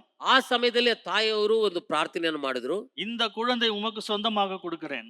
ಈ ಮಗುವನ್ನ ನಿಮಗೆ ಸ್ವಂತವಾಗಿ ನಾನು ಅರ್ಪಿಸುತ್ತಾ ಇದ್ದೇನೆ. நான் உம்முடைய ஊழியத்திற்கென்று கொடுக்கிறேன். ನಿಮ್ಮ ಸೇವೆಗಾಗಿ ನಾನು ಕೊಡ್ತಾ ಇದ್ದೇನೆ. இந்த பிடியிலிருந்து என்னை விடுவி என்று சொன்னார். ಈ ಒಂದು ಕಟ್ಟುಗಳಿಂದ ಈ ಕಾರ್ಯದಿಂದ ನನ್ನ ಬಿಡುಗಡೆ ಮಾಡು ಎಂಬುದಾಗಿ ಪ್ರಾರ್ಥನೆ ಮಾಡಿದ್ರು. முள்வேலி தானாக அகன்றது அவர்களை ಆ விட்டு. ಮುಳ್ಳು ತಂತಿ ಅವರನ್ನು ಬಿಟ್ಟು ತನ್ನಷ್ಟಿಗೆ ಅದು ಅಗಲಿ ಬಿಡ್ತು. நாட்கள் கடந்தது. ದಿನಗಳು ಕಳೀತು. ஒரு ஆண் குழந்தை பிறந்தான். ಒಂದು ಗಂಡು ಮಗು ಅಲ್ಲಿ ಕೊಡಲ್ಪಟ್ಟಿತ್ತು. திக்கு வாயாக பிறந்தான். ಅಂದ್ರೆ ಸರಿಯಾಗಿ ಮಾತನಾಡೋಕೆ ಆಗ್ಲಿಲ್ಲ ಅವನ ಕೈಯಿಂದ.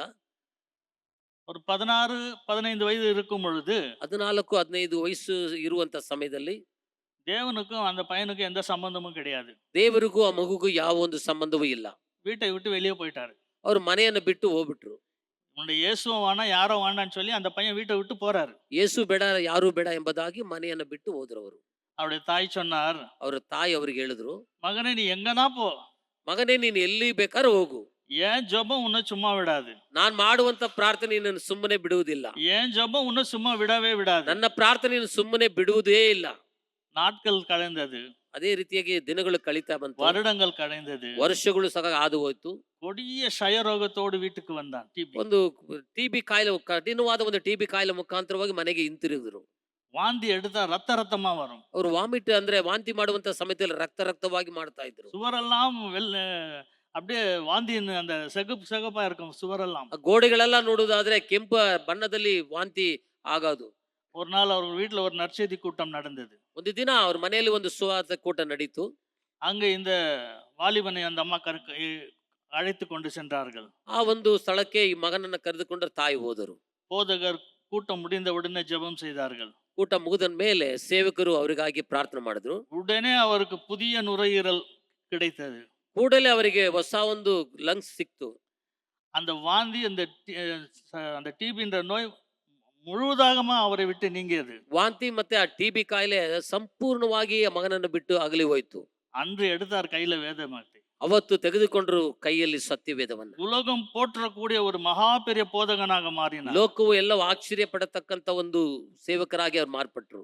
கிறிஸ்துவை விட்டு நீ ஓட முடியாது. ಕ್ರಿಸ್ತನನ್ನು ಬಿಟ್ಟು ನಾವು ಓಡುವುದಕ್ಕೆ ಸಾಧ್ಯವೇ ಇಲ್ಲ. நீ எங்க போனாலும் சரி, ನೀನ್ ಎಲ್ಲೇ ಹೋದರೂ ಸಹ உனக்காக ஏறெடுத்த பிரார்த்தனைகள் உன்னை சும்மா விடவே விடாது. ನಿನಗಾಗಿ ಸಲ್ಲಿಸಲ್ಪಟ್ಟಂತ ಪ್ರಾರ್ಥನೆ ಮನವಿಗಳು ಸುಮ್ಮನೆ ಬಿಡುವುದಿಲ್ಲ. எனக்கு இந்த இயேசு வானா, எனக்கு இவ்வளவு பாடு இருக்குது, நீ போனா கூட ஆண்டவர் உன்னை விட மாட்டாரு. ನನಗೆ ಬೇಡ, ಇಷ್ಟೊಂದೆಲ್ಲ ಬಾಧೆಗಳಿದೆ ಎಂಬುದಾಗಿ ನೀನು ಅಗಲುವುದೂ ಸಹ ದೇವರನ್ನು ಸುಮ್ಮನೆ ಬಿಡುವುದಿಲ್ಲ. நாம் இன்னொரு சபையை குறித்து நாம் பார்க்கலாம். ಇನ್ನೊಂದು ಸಭೆಯನ್ನು ಕುರಿತು ನಾವು ನೋಡೋಣ. கொரிந்தியருக்கு எழுதின நிருபம்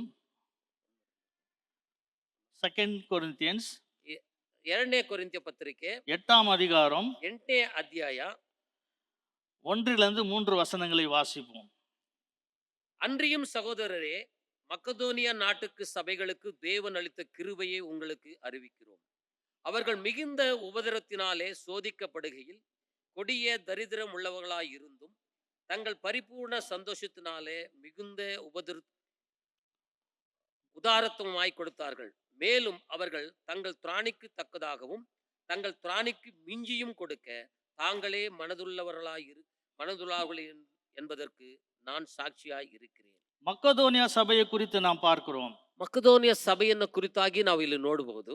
கொடிய உபத்திரம் அவர்களுக்குள்ள, ಕಠಿಣವಾದ ಒಂದು ಉಪದ್ರವಗಳು ಅವರ ಮಧ್ಯದಲ್ಲಿ ಇತ್ತು. வறுமை இருந்தது அவர்களுக்குள்ள, ಅವರ ಮಧ್ಯದಲ್ಲಿ ಬಡತನವಿತ್ತು. தரித்திரம் இருந்தது அவர்களுக்குள்ள, ದರಿದ್ರದ ಕಾರ್ಯಗಳು ಅವರ ಮಧ್ಯದಲ್ಲಿ ಇತ್ತು.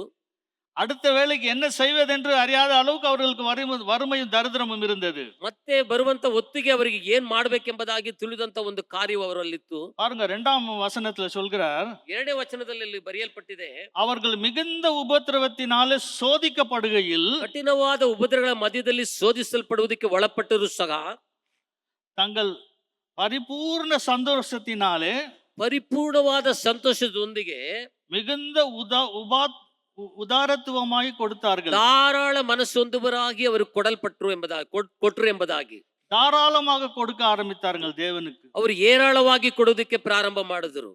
தேவன் நம்முடைய காணிக்கையை கேட்கிறாரா? ದೇವ ನಮ್ಮ ಕಾಣಿಕೆಯನ್ನ ಕೇಳ್ತಾರಾ? ಇಲ್ಲ.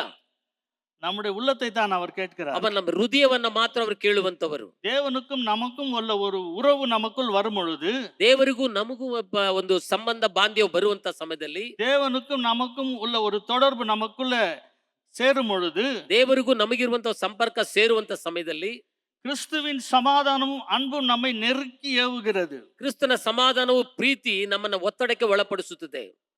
அந்த ஒரு சமாதானம் நமக்குள் வரும் பொழுது, ಆ ರೀತಿಯಾದ ಒಂದು ಸಮಾಧಾನ ನಮ್ಮ ಒಳಗೆ ಪ್ರವೇಶ ಮಾಡುವಾಗ நம்முடைய உபத்திரவங்கள்லாம் நம்மை விட்டு தூரம் போயிடுது. ನಮ್ಮಲ್ಲಿ ಕಾಣಲ್ಪಡುವಂತ ಉಪದ್ರವಗಳು ಎಲ್ಲವೂ ನಮ್ಮನ್ನ ಬಿಟ್ಟು ಅಗಲು ಹೋಗುತ್ತದೆ. நம்முடைய தரித்திரம் நம்மை விட்டு நீங்கி விடுகிறது. ನಮ್ಮಲ್ಲಿ ಇರುವಂತ ದರಿದ್ರದ ಕಾರ್ಯಗಳು ನಮ್ಮನ್ನ ಬಿಡುತ್ತದೆ. நம்முடைய அவமானங்கள் நம்மை விட்டு நீங்குகிறது. ನಮಗೆ ಉಂಟಾಗುವಂತ ಅವಮಾನಗಳು ಸಹ ನಮ್ಮನ್ನು ಬಿಟ್ಟು ನೀಗಲ್ಪಡುತ್ತದೆ. காரணம் இயேசுவினுடைய அன்பு நமக்குள் இருப்பதினால் மட்டுமே. ಕಾರಣ ಯೇಸುವಿನ ಪ್ರೀತಿ ನಮ್ಮಲ್ಲಿ ಇರುವ ಕಾರಣ ಮಾತ್ರ. இந்த சபையார் அதை தான் செய்கிறார்கள். ಈ ಸಭೆಯವರು ಅದನ್ನೇ ಮಾಡ್ತಾ ಇದ್ದಾರೆ.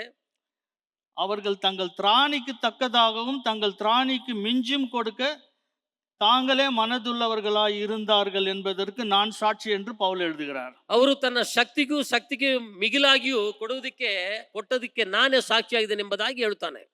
ஆம் பிரியமான தேவ ஜனமே, ஆம் ಪ್ರೀತಿಯುಳ್ಳ ದೇವ ಜನರೇ, தேசத்துல கொடிய பஞ்சம், ದೇಶದಲ್ಲಿ ನೋಡುವುದಾದ್ರೆ ಕಠಿಣವಾದ ಒಂದು ಬಡತನ, ஆனால் எலியா தீர்க்கதரிசி ஒரு விதவி வீட்டுக்கு அனுப்புகிறார் ஆண்டவர். ಆದ್ರೆ ಕರ್ತನಾದ ದೇವರು ಎಲಿಯನನ್ನ ಒಂದು ವಿಧವೆ ಮನೆಗೆ ಕಳಿಸಿಕೊಡ್ತಾರೆ. அந்த அம்மாகிட்ட இருக்கிறத கொஞ்சம் மாவு தான். ಆ ಸಹೋದರಿಯ ಮಧ್ಯದಲ್ಲಿ ಇರುವಂತದ್ದು ಸ್ವಲ್ಪ ಹಿಟ್ಟು. நானும் என் பிள்ளையும் சாப்பிட்டு சாக வேண்டும் என்று இருக்கிறார்கள். ನಾನು ನನ್ನ ಮಗನು ಅದನ್ನು ತಿಂದು ಸಾಯಬೇಕೆಂಬುದಾಗಿ ಇದ್ದಾರೆ. கர்த்தர் பார் நம்ம எப்படி நடத்துகிறார் என்று. ದೇವರು ನೋಡಿ ನಮ್ಮನ್ನ ಯಾವ ರೀತಿಯಾಗಿ ನಡೆಸುತ್ತಾರೆ. அந்த அம்மா கீழ்ப்படுகிறாங்க. ಅವ ತಾಯಿ ಅದರ ವಿಧೇಯರಾಗ್ತಾರೆ. தீர்க்கதரிசிக்கு முதலாவது அப்பத்தை சுட்டு கொடுக்கிறார்கள். ಪ್ರವಾದಿಗೆ ಮೊದಲದಾಗಿ ಆ ರೊಟ್ಟಿಯನ್ನ ಸುಟ್ಟು ಅಲ್ಲಿ ಏನ್ ಮಾಡ್ತಾರೆ ಕೊಡ್ತಾರೆ. இருக்கிற மாவு அப்படியே தான் இருக்குது. ಇರುವಂತ ಹಿಟ್ಟು ಸಹ ಅದೇ ರೀತಿಯಲ್ಲಿ ಇದೆ. மாவு எடுக்க எடுக்க அப்படியே தான் குறையாம இருக்கிறது. ಹಿಟ್ಟನ್ನ ತೆಗಿತಾ ತೆಗಿತಾ ಅದು ಕಡಿಮೆ ಆಗದೆ ಅದೇ ರೀತಿಯಲ್ಲಿ ಇದೆ. பஞ்சம் தீர்ற வரைக்கும் அதே மாவு அப்படியே இருக்கிறது. ಅಲ್ಲಿ ಬಡತನ ನೀಗುವ ತನಕ ಅದೇ ರೀತಿಯಲ್ಲಿ ಇದೆ. நம்முடைய தேவன் எப்பேற்பட்ட தேவன் பாருங்க. ನಮ್ಮ ದೇವರು ಎಂತ ಒಂದು ಒಳ್ಳೆ ದೇವರು ನೋಡ್ರಿ. வனாந்தரங்களில் ஏறி வருகிறவருக்கு வழியை ஆயத்தப்படுத்துங்கள் என்று வேதம் சொல்கிறது. ಅರಣ್ಯದಲ್ಲಿ ಹತ್ತು ಬರುವಂತರಿಗೆ ಮಾರ್ಗವನ್ನ ಸಿದ್ಧ ಮಾಡಿರಿ ಎಂಬುದಾಗಿ ವಾಕ್ಯ ಬರೆಯಲ್ಪಟ್ಟಿದೆ. நம்முடைய தேவன் செழிப்பான இடத்துல வருகிற தேவன் அல்ல. ನಮ್ಮ ದೇವರು ಸಮೃದ್ಧಿಯಾದ ಮಾರ್ಗದಲ್ಲಿ ಬರುವಂತವರು ಅಲ್ಲ. அவர் வனாந்தரங்களில் ஏறி வருகிற தேவன். ಅವರು ಅರಣ್ಯ ಭಾಗದಲ್ಲಿ ಹತ್ತು ಬರುವಂತ ದೇವರಾಗಿದ್ದಾರೆ. அவாந்திர வழியை ஆறுகளை உண்டாக்குகிற தேவன்.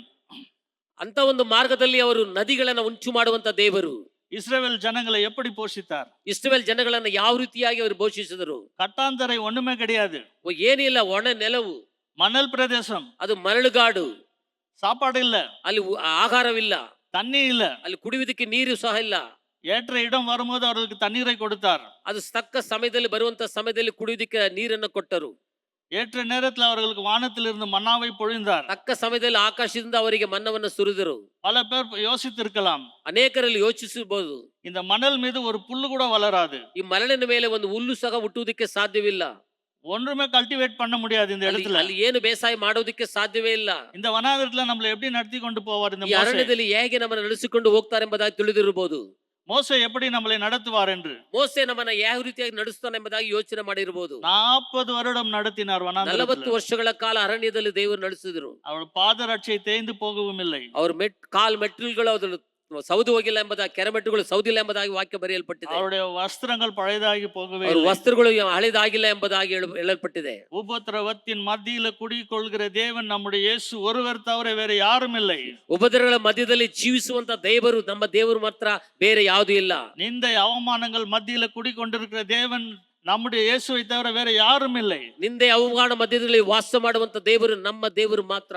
வியாதிகள் மத்தியில இருக்கிற நம்முடைய இயேசுவை தவிர வேற யாருமே இல்லை. ವ್ಯಾಧಿಗಳ ಮಧ್ಯದಲ್ಲಿ ನಮ್ಮ ಸಂಗಡ ಇರುವಂತವರು ಯೇಸು ಮಾತ್ರವೇ. உபத்திரவத்தின் வழியாய் நம்மை தெரிந்து கொண்டார். ಉಪದ್ರವಗಳ ಮಧ್ಯದಲ್ಲಿ ನಮ್ಮನ್ನ ತಿಳಿದುಕೊಂಡಿದ್ದಾರೆ. பழைய ஏற்பாட்டுல சொல்கிறது, ಹಳೆ ಒಡಂಬಡಿಕೆಯಲ್ಲಿ ಬರೆಯಲ್ಪಟ್ಟಿದೆ, உங்களை நான் எப்படி தெரிந்து கொண்டேன்? ನಾನ್ ನಿಮ್ಮನ್ನ ಯಾವ ರೀತಿಯಾಗಿ ತಿಳಿದುಕೊಂಡೆ? உபத்திரவத்தின் குகையில இருந்து உங்களை நான் தெரிந்து கொண்டேன். ಉಪದ್ರವದ ಕೊಗೆಗಳ ಮಧ್ಯದಲ್ಲಿ ನಾನು ನಿಮ್ಮನ್ನ ತಿಳಿದುಕೊಂಡೆ. அந்த குகையில பொண்ணு எப்படி புடமிடுகிறார்களோ, ಆ ಕೊಗೆ ಒಳಗಡೆ ಯಾವ ರೀತಿಯಾಗಿ ಪುಟಕ್ಕಾಗ್ತಾರೋ ಬಂಗಾರವನ್ನ, வெள்ளி எப்படி புடமிடுகிறார்களோ, ಬೆಳ್ಳಿಯನ್ನ ಯಾವ ರೀತಿಯಾಗಿ ಪುಟಕ್ಕಾಗ್ತಾರೋ, அப்பேற்பட்ட குகையில உங்களை புடமிட்டு உங்களை நான் தெரிந்து ಆ கொண்டிருக்கிறேன். ರೀತಿಯಾದ ಕೊಗೆಯ ಮಧ್ಯದಲ್ಲಿ ನಿಮ್ಮನ್ನ ನಾನು ಆರಿಸಿಕೊಂಡೆ, ತಿಳಿದುಕೊಂಡೆ ಎಂಬುದಾಗಿ. அப்பேற்பட்ட இயேசுனுடைய அன்பை விட்டு உங்களால யாரும் பிரிய முடியாது. ಆ ರೀತಿಯಾದ ಒಂದು ಪ್ರೀತಿಯನ್ನು ಬಿಟ್ಟು ನೀವು ಅಗಲುವುದಕ್ಕೆ ಸಾಧ್ಯವಿಲ್ಲ. நீங்களே பிரிந்து போனாலும் அவர் உங்களை சும்மாவே விட மாட்டார். ನೀವೇ ಅಗಲಿ ಹೋದರೂ ಸಹ ನಿಮ್ಮನ್ನ ಅವರು ಸುಮ್ಮನೆ ಬಿಡುವರು ಅಲ್ಲ. காரணம் உங்களுக்காக அவர் ரத்தம் சிந்தி இருக்கிறார். ಯಾಕಂದ್ರೆ ಅವರು ನಮಗಾಗಿ ಅವರು ರಕ್ತವನ್ನು ಸುರಿಸಿದಂತವರು, நமக்காக சிலுவையில மரித்து இருக்கிறார், ನಮಗಾಗಿ ಶಿಲುಬೆಯಲ್ಲಿ ಮರಣವನ್ನದ ದೇವರು, நமக்காக அடக்கம் பண்ணப்பட்டிருக்கிறார், ನಮಗಾಗಿ ಅವರು ಸಮಾಧಿ ಮಾಡಲ್ಪಟ್ಟವರು, நமக்காக உயிர் தெழுந்து பரலோகத்திற்கு சென்று இருக்கிறார், ನಮಗಾಗಿ ಅವರು ಜೀವ ಸ್ವರೂಪನಾಗಿ ಪುನರುತ್ಥಾನ ಒಂದು ಮೇಲೆ ಓದೋ ದೇವರು, மீண்டும் வரப்போகிறார், ಮತ್ತೆ ಬರುವಂತ ದೇವರಾಗಿದ್ದಾರೆ. அவருடைய வருகைக்காக நாம் அநேகர் இங்கு கூடி வந்திருக்கிறோம். ಆತನ ಬರುವಣಿಗಾಗಿ ನಾವು ಅನೇಕರು ಇಲ್ಲಿ ಕೂಡಿ ಬಂದಿದ್ದೇವೆ. நாம் இந்த ராஜ்யத்துக்கு சொந்தமானவர்கள் அல்ல. ನಾವು ಈ ರಾಜ್ಯಕ್ಕೆ ಲೋಕಕ್ಕೆ ಸಂಬಂಧಪಟ್ಟವರಲ್ಲ. இந்த பூமிக்கு நாம் உப்பாக தான் விளங்க வேண்டும் என்று சொல்லுகிறார். ಈ ಲೋಕಕ್ಕೆ ನಾವು ಉಪ್ಪಾಗಿ ಇರಬೇಕೆಂಬುದಾಗಿ ಅವರು ಬಯಸುವಂತವರು. இது நிரந்தரம் அல்ல. ಇದು ನಿರಂತರವೂ ಅಲ್ಲ. உனக்கு நிரந்தரமானது பரலோகத்தில் இருக்கிறது. ನಮಗೆ ನಿಮಗೆ ನಿರಂತರವಾದದ್ದು ಪರಲೋಕದಲ್ಲಿ ಉಂಟು. நான் போய் உங்களுக்காக ஒரு ராஜ்யத்தை ஆயத்த பண்ணி நான் இருக்கும் ஸ்தலத்தில் உங்களை நான் சேர்த்துக் கொள்வேன் என்று சொன்னார். ನಾನು ನಿಮಗಾಗಿ ಹೋಗಿ ಒಂದು ರಾಜ್ಯವನ್ನ ಕಟ್ಟಿ ಸ್ಥಳವನ್ನ ಸಿದ್ಧ ಮಾಡುತ್ತೀನಿ, ಆಗ ನಿಮ್ಮನ್ನ ಸೇರಿಸಿಕೊಳ್ಳುತ್ತೇನೆ ಎಂಬುದಾಗಿ ಹೇಳುತ್ತಾರೆ. ஒருவேளை நம்ம நான் ஆசீர்வாதமா இருக்கலாம் இந்த பூமியில. ಒಂದು ವೇಳೆ ಈ ಲೋಕದಲ್ಲಿ ನಾವು ಆಶೀರ್ವಾದ ಹೊಂದಿದವರಾಗಿ ಕಾಣಲ್ಪಡಬಹುದು. நல்ல வீடு வாசல் இருக்கலாம். ಒಳ್ಳೆ ಮನೆ ಮಠ ಇರಬಹುದು. எந்த ஒரு பிரச்சனையும் இல்லாமல் நீங்கள் சந்தோஷமாய் வாழலாம். ಯಾವ ಒಂದು ಸಮಸ್ಯೆಗಳಿಲ್ಲದೆ ನಾವು ಸಂತೋಷವಾಗಿ ಜೀವನ ಮಾಡಬಹುದು. ஆனா ரொம்ப நாள் இந்த பூமியில நம்ம வாழ முடியாது அப்படி. ಆದ್ರೆ ಬಹಳ ವರ್ಷಗಳು ಈ ಭೂಮಿಯಲ್ಲಿ ಬಾಳುವುದಕ್ಕೆ ಸಾಧ್ಯವಿಲ್ಲ. இருக்கிற ஆஸ்தியை வச்சுன்னு ரொம்ப நாள் நம்ம வாழ முடியாது. ಇರುವಂತ ಆಸ್ತಿಗಳನ್ನು ಇಟ್ಟುಕೊಂಡು ಬಹಳ ವರ್ಷಗಳು ನಾವು ಜೀವನ ಮಾಡೋದಕ್ಕೆ ಸಾಧ್ಯವಿಲ್ಲ. இருக்கிற கல்வி அறிவை வைத்துக்கொண்டு ரொம்ப நாள் இந்த பூமியில வாழ முடியாது. ಇರುವಂತ ವಿದ್ಯೆಯನ್ನು ಇಟ್ಟುಕೊಂಡು ನಾವು ಬಹಳ ದಿವಸ ಬದುಕುವುದಕ್ಕೆ ಸಾಧ್ಯವಿಲ್ಲ. இன்னைக்கு இருக்கிற பலம் நமக்கு நாளைக்கு இருக்காது. ಇವತ್ತಿರುವಂತ ಬಲ ನಾಳೆ ನಮಗೆ ಇರುವುದಕ್ಕಿಲ್ಲ. பலம் குன்றிக்கொண்டே போகும். ಅದು ಬಲವು ಕಡಿಮೆ ಆಗುತ್ತಲೇ ಬರುತ್ತದೆ. நம்முடைய சரீர உரு மாறிக்கொண்டே போகும். ನಮ್ಮ ಶರೀರ ರೂಪವು ಸಹ ಅದು ಕಡಿಮೆ ಆಗ್ತಲೇ ಬರುತ್ತದೆ. சரீர பலவீனம் அடையும். ಶರೀರ ಬಲವೀನ ಹೊಂದುತ್ತದೆ. மரணத்துக்கு நேராக நாம் கடந்து செல்ல வேண்டியதா இருக்கிறது. ಮರಣಕ್ಕೆ ಮುಂದಾಗಿ ನಾವು ನಡೆಯುವಂತವರಾಗಿ ಕಾಣಲ್ಪಡುತ್ತೇವೆ. ஆகவே நாம் இந்த பூமிக்கு சொந்தமானவர்கள் அல்ல. ಆದ ಕಾರಣ ನಾವು ಈ ಲೋಕಕ್ಕೆ ಸಂಬಂಧಪಟ್ಟವರಲ್ಲ. இருக்கும் வரையில ಇರುವ ತನಕ தேவனை தேடுவோம். ದೇವರನ್ನ ಹುಡುಕೋಣ. முதலாவது அவருடைய ராஜ்யத்தின் நீதியை நாம் தேட வேண்டும். ಮೊದಲಾಗಿ ದೇವರ ರಾಜ್ಯಕ್ಕಾಗಿ ನೀತಿಗಾಗಿ ತವಕ ಪಡಿರಿ. நாம் தேடும் பொழுது ನಾವು ಹುಡುಕುವಂತ ಸಮಯದಲ್ಲಿ நமக்கு வருகிற உபத்திரவங்கள், ನಮಗೆ ಬರುವಂತ ಉಪದ್ರವಗಳು, நமக்கு வருகிற பிரச்சனைகள், ನಮಗೆ ಬರುವಂತ ಸಮಸ್ಯೆಗಳು, நமக்கு வருகிற நிந்தை அவமானங்கள், ನಮಗೆ ಬರುವಂತ ನಿಂದೆ ಅವಮಾನಗಳು, இவர்கள் எல்லா சூழ்நிலையிலும் கர்த்தராகிய இயேசு நம்மோடு வருவார். ಎಲ್ಲಾ ಸಮಸ್ಯೆಗಳ ಮಧ್ಯದಲ್ಲಿ ಕರ್ತನಾದ ಯೇಸು ನಮ್ಮ ಸಂಗಡ ಬರುವಂತವರು. ஆகவேதான் நீங்க இந்த இந்த மக்கதோனியா சபை மக்கள் இதை தான் செய்தார்கள். ಆದ ಕಾರಣದಿಂದಲೇ ಈ ಮಕದೋನಿಯ ಸಭೆಯ ಮಕ್ಕಳು ಈ ಕಾರ್ಯವನ್ನ ಮಾಡಿದರು. தாங்களுடைய தரித்திரத்தை அவர்கள் யோசிக்கவே இல்லை. ತಮ್ಮಲ್ಲಿರುವಂತ ದರಿದ್ರತನಗಳನ್ನು ಅವರು ಯೋಚನೆ ಮಾಡಿಲ್ಲ. தனக்கு இருக்கிற வறுமைகளை குறித்து அவர்கள் யோசிக்கவில்லை. ತಮ್ಮಲ್ಲಿರುವಂತ ಬಡತನಗಳನ್ನು ಕುರಿತು ಅವರು ಚಿಂತಿಸುವವರಲ್ಲ. அவர்களுக்குள் இருக்கிற இயேசுவை தான் அவர்கள் அதிகமாக உறுதியாய் பற்றி கொண்டார்கள். ತನ್ನ ಒಳಗಡೆ ಇರುವಂತ ಯೇಸುವನ್ನ ಕುರಿತಾಗಿ ಅವರು ಗಟ್ಟಿಯಾಗಿ ಹಿಡಿದುಕೊಂಡವರಾದರು. ஆகவேதான் அவர்கள் தயால குணம் படைத்தவர்களாக வாழ்ந்தார்கள். ಆದ ಕಾರಣದಿಂದ ಧಾರಾಳವಾಗಿ ಕೊಡುವಂತ ಗುಣವನ್ನು ಹೊಂದಿದವರಾಗಿ ಅವರು ಜೀವನ ಮಾಡಿದರು. கர்த்தர் அவர்களை ஆசீர்வதித்தார். ಕರ್ತನು ಆತನನ್ನು ಆಶೀರ್ವದಿಸಿದರು. இரண்டாவதாக மூன்றாவதாக ಮೂರನೇದಾಗಿ 2 தெசலோனிக்கல் 1ஆம் அதிகாரம் 2 ತೆಸಲೋನಿಕ ಪತ್ರಿಕೆಯಲ್ಲಿ 1ஆம் அதிகாரம் 1ನೇ ಅಧ್ಯಾಯ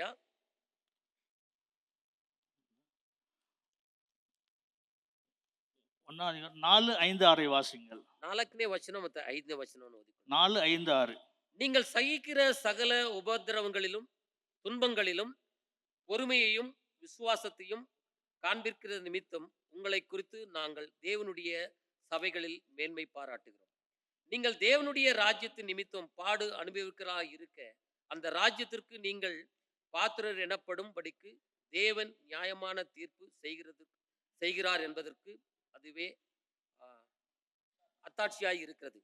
உங்களை உபதிரப்படுத்துவர்களுக்கு உபதிரத்தையும் உபதிரப்படுகிற உங்களுக்கு என்னோடு கூட இளைப்பாறுதலையும் பிரதிபலனாக கொடுப்பது தேவனுக்கு நீதியாய் இருக்கிறதே. ಆಮೆನ್. 2 ತೆಸಲೋನಿಕ ಪತ್ರಿಕೆಯಲ್ಲಿ 1ನೇ ಅಧ್ಯಾಯದಲ್ಲಿ 4, 5, 6 ವಚನಗಳನ್ನು ಓದಿಕೊಳ್ಳೋಣ.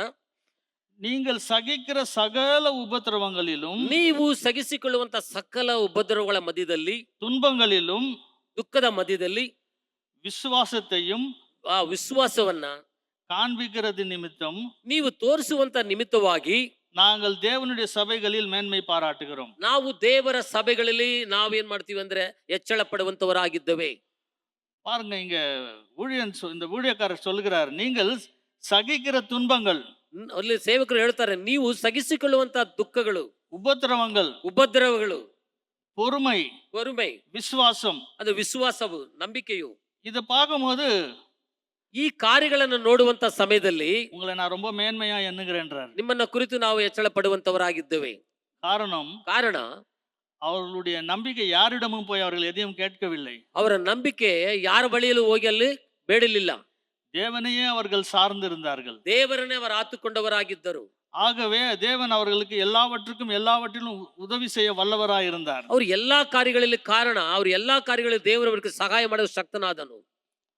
5ஆம் வசனம் சொல்கிறது, 5ನೇ ವಾಕ್ಯದಲ್ಲಿ ನೋಡುವಂತ ಸಮಯದಲ್ಲಿ, நீங்கள் தேவனுடைய ராஜ்யத்தின் நிமித்தம் பாடு அனுபவிக்கிறவர்களாய் இருக்க, ನೀವು ದೇವರ ರಾಜ್ಯವನ್ನು ಕುರಿತು ಬಾಧೆಗಳನ್ನು ಅನುಭವಿಸುವುದು ನಿಮಿತ್ತವಾಗಿ அந்த ராஜ்யத்திற்கு நீங்கள் பாத்திரர் எண்ணப்படும்படிக்கு, ಆ ರಾಜ್ಯಕ್ಕೆ ನೀವು ಪಾತ್ರರು ಎನಿಸಲ್ಪಡುವುದು ನಿಮಿತ್ತವಾಗಿ தேவன் நியாயமான தீர்ப்பு செய்வார் என்பதற்கு, ದೇವರು ನ್ಯಾಯಬದ್ಧವಾದ ತೀರ್ಪನ್ನು ಕೊಡುವುದಕ್ಕೆ ಸಿದ್ಧನೆಂಬುದನ್ನು அதுவே அத்தாட்சியா இருக்கிறது, ಅದುವೇ ಸಾಕ್ಷಿಯಾಗಿದೆ ಎಂಬುದಾಗಿ ನೋಡ್ತೇವೆ.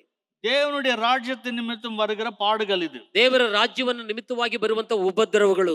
தேவனுடைய ராஜ்ய நிமித்தம் வருகிற பிரச்சனைகள், ಅದರ ನಿಮಿತ್ತವಾಗಿ ಬರುವಂತ ಸಮಸ್ಯೆಗಳು, போராட்டங்கள், ಹೋರಾಟಗಳು, நிந்தனைகள், ನಿಂದನೆಗಳು, அவமானங்கள், ಅವಮಾನಗಳು, இவைகளின் மத்தியிலே ಇವುಗಳ ಮಧ್ಯದಲ್ಲಿ நீங்கள் சாட்சி உள்ளவர்களாய் இருக்கிறீர்கள். ನೀವು ಸಾಕ್ಷಿಯನ್ನು ಹೊಂದಿದವರಾಗಿದ್ದೀರಿ. 6ஆம் வசனம் சொல்கிறது, 6ನೇ ವಾಕ್ಯದಲ್ಲಿ ನೋಡುವಂತ ಸಮಯದಲ್ಲಿ உங்களை உபத்திரப்படுத்துவர்களுக்கு உபத்திரவத்தையும், ನಿಮ್ಮನ್ನ ಉಪದ್ರವಕ್ಕೆ ಒಳಪಡಿಸುವವರಿಗೆ ಉಪದ್ರವನ್ನು, உபத்திரவத்தை படுகிற உங்களுக்கு ಉಪದ್ರ ಪಡುವಂತ ನಿಮಿಗೂ ಸಹ எங்களோடு கூட இளைப்பாறுதலை பிரதிபலனாக கொடுப்பது தேவனுக்கு சித்தமாயிருக்கிறது, நீதியாயிருக்கிறது. ನಮ್ಮ ಸಂಗಡ ನಿಮಗೂ ಸಹ ಒಂದು ಶಾಂತಿಯನ್ನು ಕೊಡುವುದು ನಮಗೆ ಒಂದು ಅನುಕೂಲವಾದ ಕಾರ್ಯವಾಗಿದೆ. நீங்கள் உங்களை உபத்திரப்படுத்துகிறவர்கள், ನಮ್ಮನ್ನ ಉಪದ್ರಪಡಿಸುವಂತವರು, அவர்களுக்கு உபத்திரம் வரும். ಅವರಿಗೂ ಸಹ ಉಪದ್ರವಗಳು ಉಂಟಾಗುತ್ತದೆ. உபத்திரப்படுகிற நமக்கு, ಉಪದ್ರವನ್ನ ಅನುಭವಿಸುವಂತ ನಮಗೆ தேவனுடைய ஊழியக்காரனோடு, ದೇವರ ಸೇವಕರ ಮಧ್ಯದಲ್ಲಿ அந்த தேவனுடைய நீதி நமக்கும் கிடைக்கும் என்று சொல்லுகிறார். ದೇವರ ನೀತಿಯು ಸಹ ನಮಗೆ ದೊರಕುತ್ತದೆ ವಾಕ್ಯ ಬರೆಯಲ್ಪಟ್ಟಿದೆ. பாருங்க, இந்த சபைகளிலே இப்ப ನೋಡ್ರಿ, ಈ ರೀತಿಯಾದ ಒಂದು ಸಭೆಗಳಲ್ಲಿ தெரிந்து கொள்ளப்பட்டவர்களுக்கு, ತಿಳಿದುಕೊಂಡಂತ ವ್ಯಕ್ತಿಗಳಿಗೆ அநேக பாடுகள் வரும், ಅನೇಕ ವಿಧವಾದ ಒಂದು ಬಾಧೆಗಳು ಉಂಟಾಗುತ್ತದೆ, அநேக உபத்திரவங்கள் வரும், ಅನೇಕ ಉಪದ್ರವಗಳು ಬರುತ್ತದೆ. 2 தீமோத்தி 2ನೇ ತಿಮೋತಿ ಪತ್ರಿಕೆ 3:12 வாசிங்கள். 3ನೇ ಅಧ್ಯಾಯ 12ನೇ ವಚನವನ್ನು ಓದಿಕೊಳ್ಳೋಣ. அன்றியும் கிறிஸ்து இயேசுவுக்குள் தேவ பக்தியாய் நடக்க மனதா இருக்கிற யாவரும் துன்பப்படுவார்கள். ಅಂದ್ರೆ ಕ್ರಿಸ್ತನ ಒಳಗಡೆ ದೇವ ಭಕ್ತಿಯಲ್ಲಿ ನಡೆಯುವಂತವರಿಗೆ ದುಃಖ ಉಂಟೆಂಬುದಾಗಿ ನೋಡ್ತೇವೆ. அன்றியும் கிறிஸ்து இயேசுவுக்குள் ಅಂದ್ರೆ ಕರ್ತನಾದ ಯೇಸು ಕ್ರಿಸ್ತನ ಒಳಗಡೆ ಎಂಬುದಾಗಿ ವಾಕ್ಯ ಬರೆಯಲ್ಪಟ್ಟಿದೆ. தேவ பக்தியாய் நடக்க மனதா இருக்கிறவர்களுக்கு, ದೇವ ಭಕ್ತಿ ಉಳ್ಳವರಾಗಿ ನಾನು ನಡೆದುಕೊಳ್ಳಬೇಕೆಂಬುದಾಗಿರುವಂತ ಜನರಿಗೆ துன்பம் வருமாம், ದುಃಖವು ಉಂಟಾಗುತ್ತದೆ, துயரம் வருமாம், ಅವರಿಗೆ ಒಂದು ಸಮಸ್ಯೆಗಳು ಉಂಟಾಗುತ್ತದೆ, பாடுகள் வரும், ಬಾಧೆಗಳು ಸಹ ಬರುತ್ತದೆ.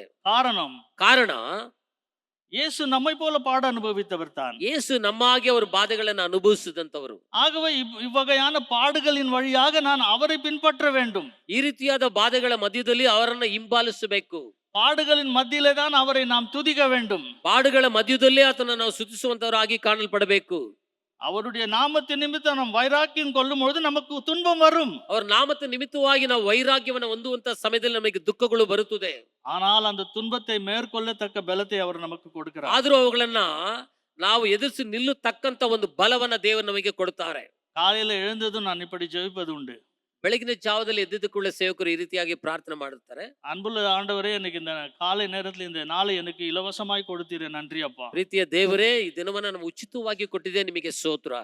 என்னுடைய கண்ணுல இருந்து தலை வரைக்கும் பாவ அறிக்கை செய்வேன். ನನ್ನ ಕಣ್ಣುಗಳಿಂದ ಕಾಲಿನ ತನಕ ಪಾಪ ಒಂದು ಅರಿಕೆಯನ್ನು ಅವರು ಮಾಡ್ತಾರೆ. என் படுக்கையில நான் செய்த குறைகள் குற்றங்கள் இருந்தால் எனக்கு தயவாய் கிருபையாய் எனக்கு மன்னியும் என்று. ಹಾಸಿಗೆಯಲ್ಲಿ ನಾನು ಮಾಡಿದಂತ ಒಂದು ವೇಳೆ ಪಾಪಗಳು ಕೊರತೆಗಳು ಇರುವುದಾದ ದಯವಾಗಿ ನಾನು ಮನ್ನಿಸ್ರಿ ಎಂಬುದಾಗಿ. என்னுடைய சிந்தனையில, பார்வையில, என்னுடைய நாவின் வாயில ஏதாவது நான் பாவங்கள் செய்திருந்தால் என்னை மன்னியும் என்று. ನನ್ನ ಚಿಂತೆಯಲ್ಲಿ, ನಡೆ ನುಡಿ ಭಾವನೆಗಳಲ್ಲಿ ಪಾಪ ಇರುವುದಾದ್ರೆ ನನ್ನ ಕ್ಷಮಿಸ್ರಿ.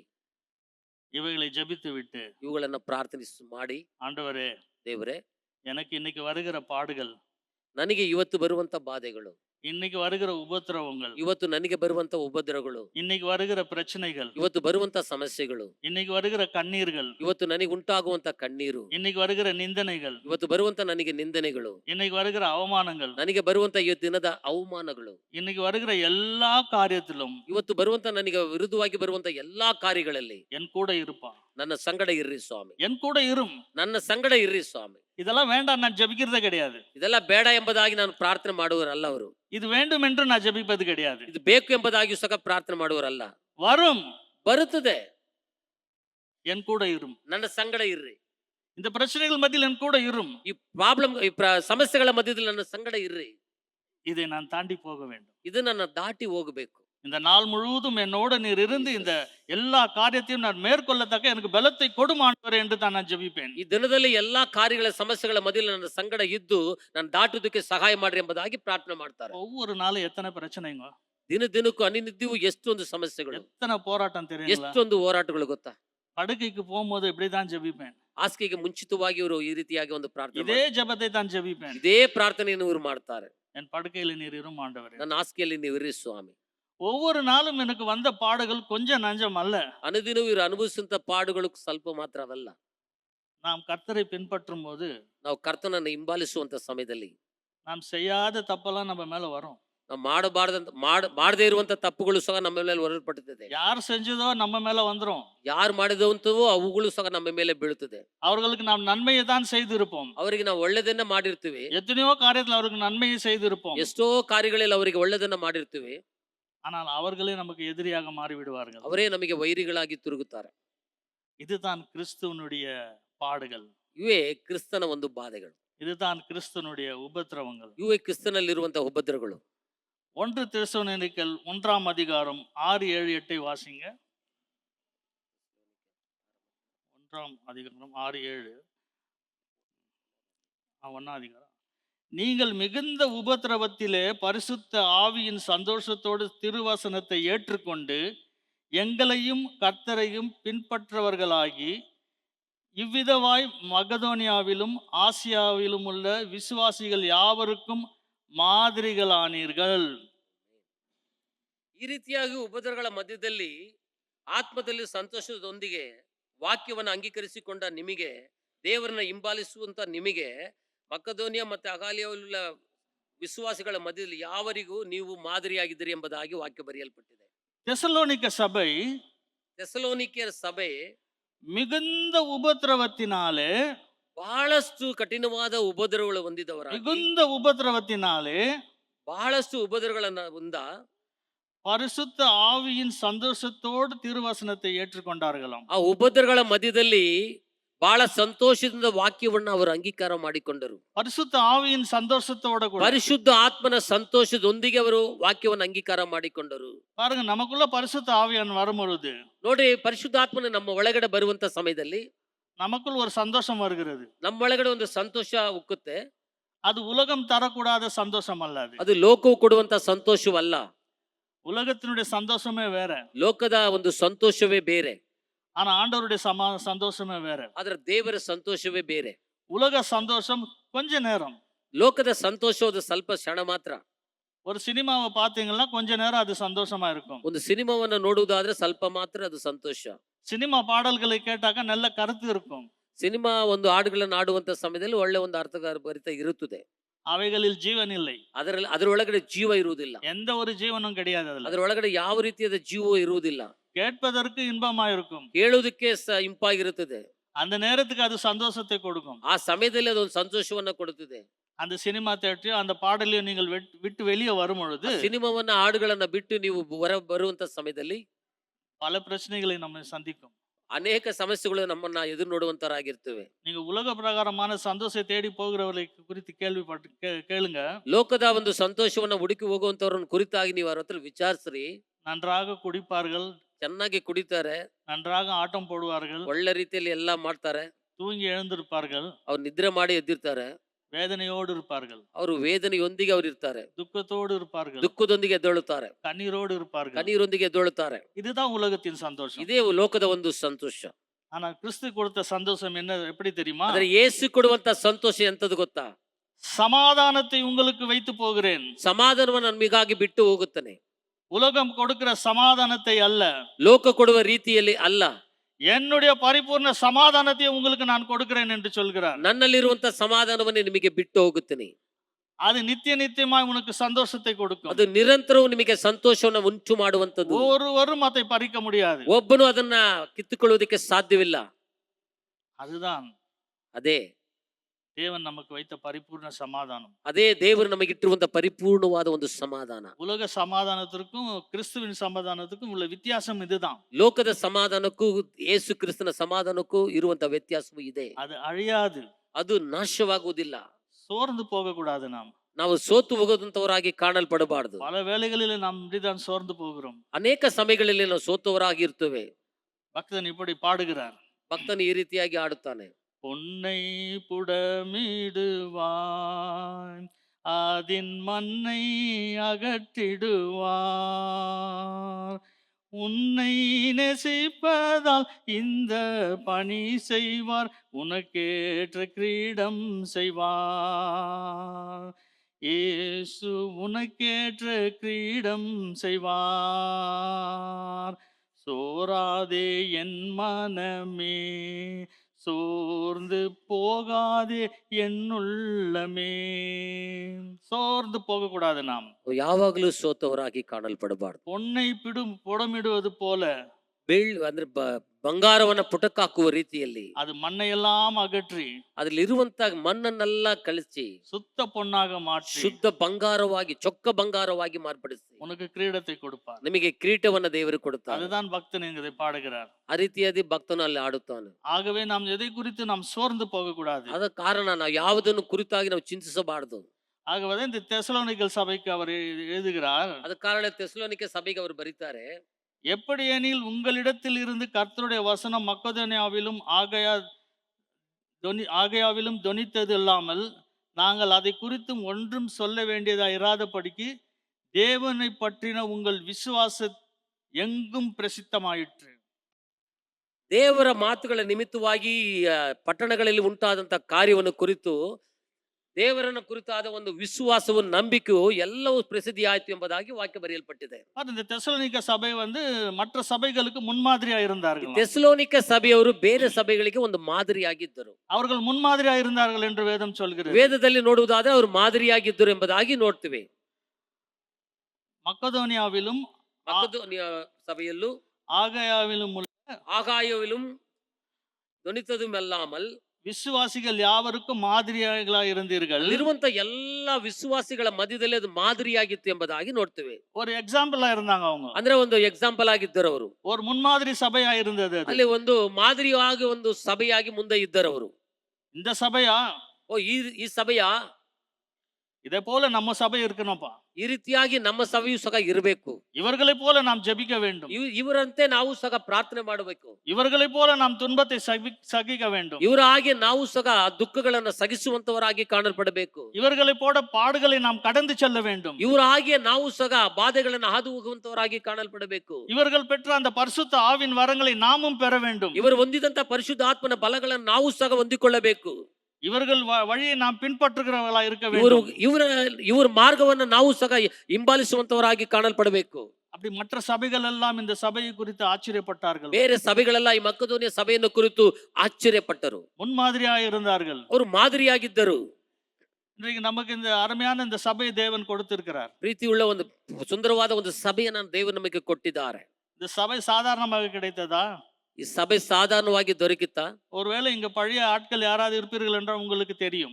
ಇಲ್ಲಿ ಹಳೆ ಒಂದು ಸೇವಕರು ಬೇರೆ ವಿಶ್ವಾಸಗಳು ಇರುವುದಾದ್ರೆ ನಿಮಗೆ ಗೊತ್ತಿರಬಹುದು. முதல்ல சபை ஒரு வீட்டுல ஆரம்பித்தார்கள். ಮೊಟ್ಟ ಮೊದಲದಾಗಿ ಒಂದು ಮನೆಯಲ್ಲಿ ಈ ಸೇವೆಯನ್ನ ಪ್ರಾರಂಭ ಮಾಡಿದ್ರು. சகோதரி விக்டோரியா என்கிற சிஸ்டர் வீட்டுல கேபில அந்த கோட்ரஸ் உள்ள அந்த சபையை ஊழியத்தை ஆரம்பித்தார்கள். ಸಹೋದರಿ ವಿಕ್ಟೋರಿಯಾ ಎಂಬುದಾಗಿರುವಂತ ಸಹೋದರಿ ಅವ್ರ KB ಕೋಟ್ರಸ್ ಅಲ್ಲಿ ಮನೆಯಲ್ಲಿ ಅವರು ಪ್ರಾರಂಭ ಮಾಡಿದ್ರು. ಅವ್ರ ಮನೆಯಲ್ಲಿ ரொம்ப கஷ்டங்க அந்த வீட்டுல செய்யணும்னாக்கா. ಆ ಮನೆಯಲ್ಲಿ ಪ್ರಾರಂಭ ಸಮಯದಲ್ಲಿ ಬಹಳ ಕಷ್ಟ. ஆனா அவர்கள் மனப்பூர்வமாய் நமக்கு திறந்து கொடுத்தார்கள் வாசலை. ಅವರು ಮನಪೂರ್ತಿಯಾಗಿ ಅವ್ರ ಬಾಗಿಲನ್ನು ಅವರು ಮನೆಯನ್ನ ತೆರೆದು ಕೊಟ್ಟರು. ஒவ்வொரு வாரமும் அங்க ஆராதனை நடந்தது. ಪ್ರತಿಯೊಂದು ವಾರವೂ ಅಲ್ಲಿ ಆರಾಧನೆ ನಡೀತಾ ಇತ್ತು. அங்க இருந்து ஒரு ஸ்கூலுக்கு ஷிஃப்ட் ஆனாங்க. ಅಲ್ಲಿಂದ ಒಂದು ಸ್ಕೂಲಿಗೆ ಅವರು ಏನ್ ಮಾಡಿದ್ರು, ಶಿಫ್ಟ್ ಆದ್ರು. சொந்த சபை கிடையாது. ಅಲ್ಲಿ ಸ್ವಂತವಾದ ಒಂದು ಸ್ಥಳ ಇಲ್ಲ. வாரம் சபை நடக்கும். ವಾರ ಸಭೆ ನಡೀತಾನೆ ಇತ್ತು. திடீரென்று ஜெப தேவை எதனா வேண்டும் என்றால் வந்து ஜெபிப்பதற்கு சபை கிடையாது. ಅಲ್ಲಿ ತಟ್ಟನೆ ನಮಗೆ ಏನಾದ್ರು ಒಂದು ಪ್ರಾರ್ಥನೆ ಮಾಡ್ಬೇಕಂದ್ರೆ ಅದಕ್ಕೆ ಸ್ಥಳ ಇರ್ಲಿಲ್ಲ. ஸ்கூல் வெறும் அந்த ஞாயிற்றுக்கிழமையில மட்டும் ஸ்கூல் நடத்துவார்கள். ಭಾನುವಾರ ದಿನದಲ್ಲಿ ಮಾತ್ರ ಸ್ಕೂಲಲ್ಲಿ ಸಭೆ ನಡೆಸೋದಕ್ಕೆ ಸಾಧ್ಯವಾಯ್ತು. மற்ற நாள்ல ஸ்கூல் பள்ளிக்கூடம் ஆரம்பிச்சிடும். ಬೇರೆ ದಿನಗಳಲ್ಲಿ ಇಲ್ಲಿ ಶಾಲೆ ಪ್ರಾರಂಭ ಇತ್ತು. அப்படி இருக்கிற நேரத்துல மறுபடியும் ஒரு வீட்டுல கர்த்தர் வாசலை திறந்து ಈ கொடுத்தார். ರೀತಿಯಾದ ಒಂದು ಪರಿಸ್ಥಿತಿಯಲ್ಲಿ ಮತ್ತೆ ಒಂದು ಮನೆಯಲ್ಲಿ ದೇವರು ಒಂದು ಸ್ಥಳವನ್ನ ತೆರೆದು ಕೊಟ್ಟರು. ராஜாஸ் நகர்ல சகோதரன் கேலப் என்கிற வீட்டுல மாடி மேல ஒரு இடத்துல சபையை கட்டும்படி தேவன் அருள் செய்தார். ರಾಜಾಜನಗರ ಭಾಗದಲ್ಲಿರುವಂತಹ ಬ್ರದರ್ ಕಾಲೇಬ್ ಅವರ ಮನೆ ಮೇಲೆ ಒಂದು ಮನೆಯನ್ನ ಒಂದು ರೂಮನ್ನ ಕಟ್ಟಿಕೊಳ್ಳೋದಕ್ಕೆ ಅಲ್ಲಿ ಒಂದು ಅನುಮತಿ ಸಿಕ್ತು. அங்க கொஞ்ச நாள் நன்றாக ஊழியம் நடந்தது. ಅಲ್ಲಿ ಕೆಲವು ದಿನಗಳು ಚೆನ್ನಾಗಿ ಸೇವೆ ನಡೀತಾ ಇತ್ತು. பல உபத்திரவங்கள் வழியா ஊழியம் வளர்ந்து கொண்டே வந்தது. ಅನೇಕ ಉಪದ್ರವಗಳ ಮಧ್ಯದಲ್ಲಿ ಸೇವೆ ಅಲ್ಲಿ ಬೆಳೀತಲೇ ಬಂತು. சகோதரி விக்டோரியா வீட்டில இருந்து வளர்ந்த ஊழியம். ಇದು ಸಹೋದರಿ ವಿಕ್ಟೋರಿಯಾ ಅವರ ಮನೆಯಿಂದ ಪ್ರಾರಂಭವಾಗಿದ್ದು கொஞ்சம் வளர்ந்து ஸ்கூலுக்கு போனது. ಬೆಳೀತಾ ಅಲ್ಲಿ ಸ್ಕೂಲಿಗೆ ಮುಟ್ಟಿತ್ತು. அங்கேருந்து சகோதரன் கேலப் வீட்டுக்கு வந்தது. ಅಲ್ಲಿಂದ ಮತ್ತೆ ಬ್ರದರ್ ಕ್ಯಾಲೆಬ್ ಅವ್ರ ಮನೆಗೆ ಹೋಯ್ತು. சபை விருத்தி அடைந்தது. ಅಲ್ಲಿ ಸಭೆ ಅದು ದೊಡ್ಡದಾಯ್ತು. அங்கேருந்து ராஜாஜ் நகர் டோபி காட்டுக்கிட்ட வந்தாங்க. ಅಲ್ಲಿ ರಾಜಾಜನಗರ ಇರುವಂತ ಡೋಬಿಘಾಟ್ ಅಲ್ಲಿ ಇಂಡಸ್ಟ್ರಿಯಲ್ ಟೌನ್ ಬಂತು. அங்கேயும் தேவன் விருத்தி அடை செய்தார். ಅಲ್ಲೂ ಸಹ ದೇವರಲ್ಲಿ ವೃತ್ತಿ ಮಾಡಿದ್ರು. அங்கிருந்து சுங்கத்துக்கட்டைக்கு வந்தது. ಅಲ್ಲಿಂದ ಮತ್ತೆ ಸುಂಕದ ಕಟ್ಟೆಗೆ ಬಂತು. பல பிரச்சனைகள் நிமித்தமாக அது கொஞ்சம் தடைப்பட்டிருக்கிறது. ಅಲ್ಲಿ ಕೆಲವೊಂದು ಕಾರ್ಯಗಳ ನಿಮಿತ್ತವಾಗಿ ಅಲ್ಲಿ ತಡೆ ಇದೆ. இவ்வளவு பெரிய இடத்தை பார்க்கும்போது எனக்கு மிகவும் ஆச்சரியமா இருக்கிறது. ಇಷ್ಟು ದೊಡ್ಡ தேவன் எப்படி பெருக செய்தார் பாருங்க. ದೇವರು ಎಷ್ಟೊಂದು ಹೆಚ್ಚಿಸಿದಾರೆ ನೋಡ್ರಿ. நீ தண்ணீரை கடக்கும் பொழுது ನೀರನ್ನ ದಾಟುವಂತ ಸಮಯದಲ್ಲಿ உன்னோடு இருப்பேன். ನಾನು ನಿನ್ನ ಸಂಗಡ ಇರುವನು. நீ ஆறுகளை கடக்கும் பொழுது ನದಿಗಳನ್ನ ದಾಟುವೆ, ஆறுகள் உன்மேல புரளாது. ಅವು ನಿನ್ನ ಮೇಲೆ ಬೀಳುವುದಿಲ್ಲ. நம்முடைய வழக்கமாக நாம் சொல்கிற ஒரு காரியம் உண்டு. ನಾವು ಹೇಳುವಂತ ಒಂದು ಕಾರ್ಯ ಉಂಟು. நமக்கு ஒரு பிரச்சனை வரும்பொழுது ನಮಗೊಂದು ಸಮಸ್ಯೆಗಳು ಬರುವಂತ ಸಮಯದಲ್ಲಿ அந்த பிரச்சனையிலிருந்து நம்ம மீளாமல் போய்விட்டால் ஒரு வார்த்தையை சொல்வோம். ಅದರಿಂದ ನಾವು ಬಿಡಿಸಿಕೊಳ್ಳದೆ ಹೋಗುವಂತ ಸಮಯದಲ್ಲಿ ಒಂದು ಮಾತನ್ನ ನಾವು ಹೇಳ್ತೀವಿ. தலைக்கு மேல வெள்ளம் போயிடுச்சு. ತಲೆ ಮೇಲೆ ನೀರು ಹರಿತಾ ಇದೆ. இனி ஜான் போனா என்ன, முழம் போனா என்ன. ಅಲ್ಲಿ ಜಾನ್ ಹೋದ್ರೆ ಏನು, ಮೊಳ ಹೋದ್ರೆ ಎಂಬುದಾಗಿ ಹೇಳ್ತೀವಿ. ஆனா ஆண்டவர் என்ன சொல்கிறார்? ಆದ್ರೆ ದೇವರು ಏನ್ ಹೇಳ್ತಾರೆ? நீ தண்ணியில முழுகினாலும் சரி, ನೀರಲ್ಲಿ ಮುಳುಗಿದ್ರು ಸಹ, ஜான் போனாலும் சரி, ಅದು ಜಾನ್ ಹೋದ್ರು ಸಹ, முழம் போனாலும் சரி, ಅದು ಮೊಳ ಹೋದ್ರು ಸಹ உன்னோட இருப்பேன் ನಾನು ನಿನ್ನ ಸಂಗಡ ಇರುವೆನು. யோனாக்கு என்ன செய்தார்? ಯೋನನಿಗೆ ಏನ್ ಮಾಡಿದ್ರು? தூக்கி தண்ணியில போட்டாங்க. ಎತ್ತು ನೀರಲ್ಲಿ ಬಿಸಾಡಿದ್ರು. ஜான் முழம் எல்லாம் போய் மீன் வாயிலே போயிட்டாரு. ಅವ್ರು ಜಾನ್ ಮೊಳ ಎಲ್ಲ ಹೋಗಿ ಜಾಸ್ತಿಗೆ ಮೀನಿನ ಬಾಯಲ್ಲಿ ಹೋಗ್ಬಿಟ್ರು. தேவன் விட்டாரா? ದೇವರು ಬಿಟ್ಟರ? அவரை வெளியே எடுத்தார். ಅವರು ಹೊರ ತಂದರು.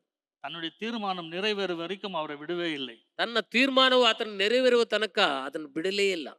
அப்படி தேவன் நம்மையும் விட மாட்டார். ಆ ರೀತಿಯಾಗಿ ದೇವರು ನಮ್ಮನ್ನು ಸಹ ಬಿಡುವ ದೇವರಲ್ಲ. நீங்கள் நினைத்துக் கொள்ளலாம், ನಾನು ನೀನು ತಿಳಿದುಕೊಳ್ಳಬಹುದು, இவ்வளவு பெரிய பிரச்சனை இருக்குதுடா என் வீட்டுல, ಇಷ್ಟೊಂದು ಸಮಸ್ಯೆಗಳಿದೆ ನನ್ನ ಮನೆಯಲ್ಲಿ, என் பிள்ளைகளுக்கு இன்னும் திருமணம் ஆகல, ಮಕ್ಕಳಿಗೆ ಇನ್ನೂ ಮದುವೆ ಆಗಿಲ್ಲ, வேலை கிடைக்கல, ಕೆಲಸ ಕಾರ್ಯವೂ ಇಲ್ಲ, கடன் தொல்லை தலைக்கு மேல இருக்குது, ಸಾಲದ ಸಮಸ್ಯೆ ಮೇಲೆ ಹರಿತಾ ಇದೆ, ஒரு சொந்த வீடு இல்ல, ಸ್ವಂತವಾಗಿ ಒಂದು ಜೀವನಕ್ಕೆ ಒಂದು ಮನೆ ಇಲ್ಲ, தலைக்கு மேல போயிட்டு இருக்குது எல்லாம். ಅದು ತಲೆಯ ಮೇಲೆ ಎಲ್ಲ ಹರಿತಾ ಇದೆ. ஆறுகளை கடக்கும் போது உன்னோடு இருப்பார். ನದಿಗಳನ್ನು ದಾಟುವಾಗ ನಾನು ನಿನ್ನ ಸಂಗಡ ಇರುವೆನು. நீ அக்னியில் நடந்த போதும் அக்னி உன்னை வேகாது இருக்கும்படி ನಿನ್ನ செய்வார். ಅಗ್ನಿಯಲ್ಲಿ ನಡಿವೆ, ಆದರೆ ಸುಟ್ಟು ಹೋಗುವುದಿಲ್ಲ. சாத்ராக் மேஷாக் ஆபேத்நேகோ அப்படித்தான் தேவன் காப்பாற்றினார். ಶಾದ್ರಾಕ್ ಮೇಷಕ್ ಅಬೇದ್ನೆಗೋ ಆ ರೀತಿಯಲ್ಲಿ ದೇವರು ಕಾಪಾಡಿದರು. நெருப்புல தூக்கி போட்டு உடனே செத்துட்டான், ಬೆಂಕಿಯಲ್ಲಿ ಹಾಕಿದ ಕೂಡಲೇ ಅವರು மரித்து போனான். ಸತ್ತು ಹೋದರು. ஆனால் இவர்கள் அந்த அக்னியில நடந்து கொண்டிருந்தார்கள். ಆದ್ರೂ ಸಹ ಇವರು ಅಗ್ನಿಯಲ್ಲಿ ಅಲ್ಲಿ ಚಲಿಸ್ತಾ ಇದ್ದರು.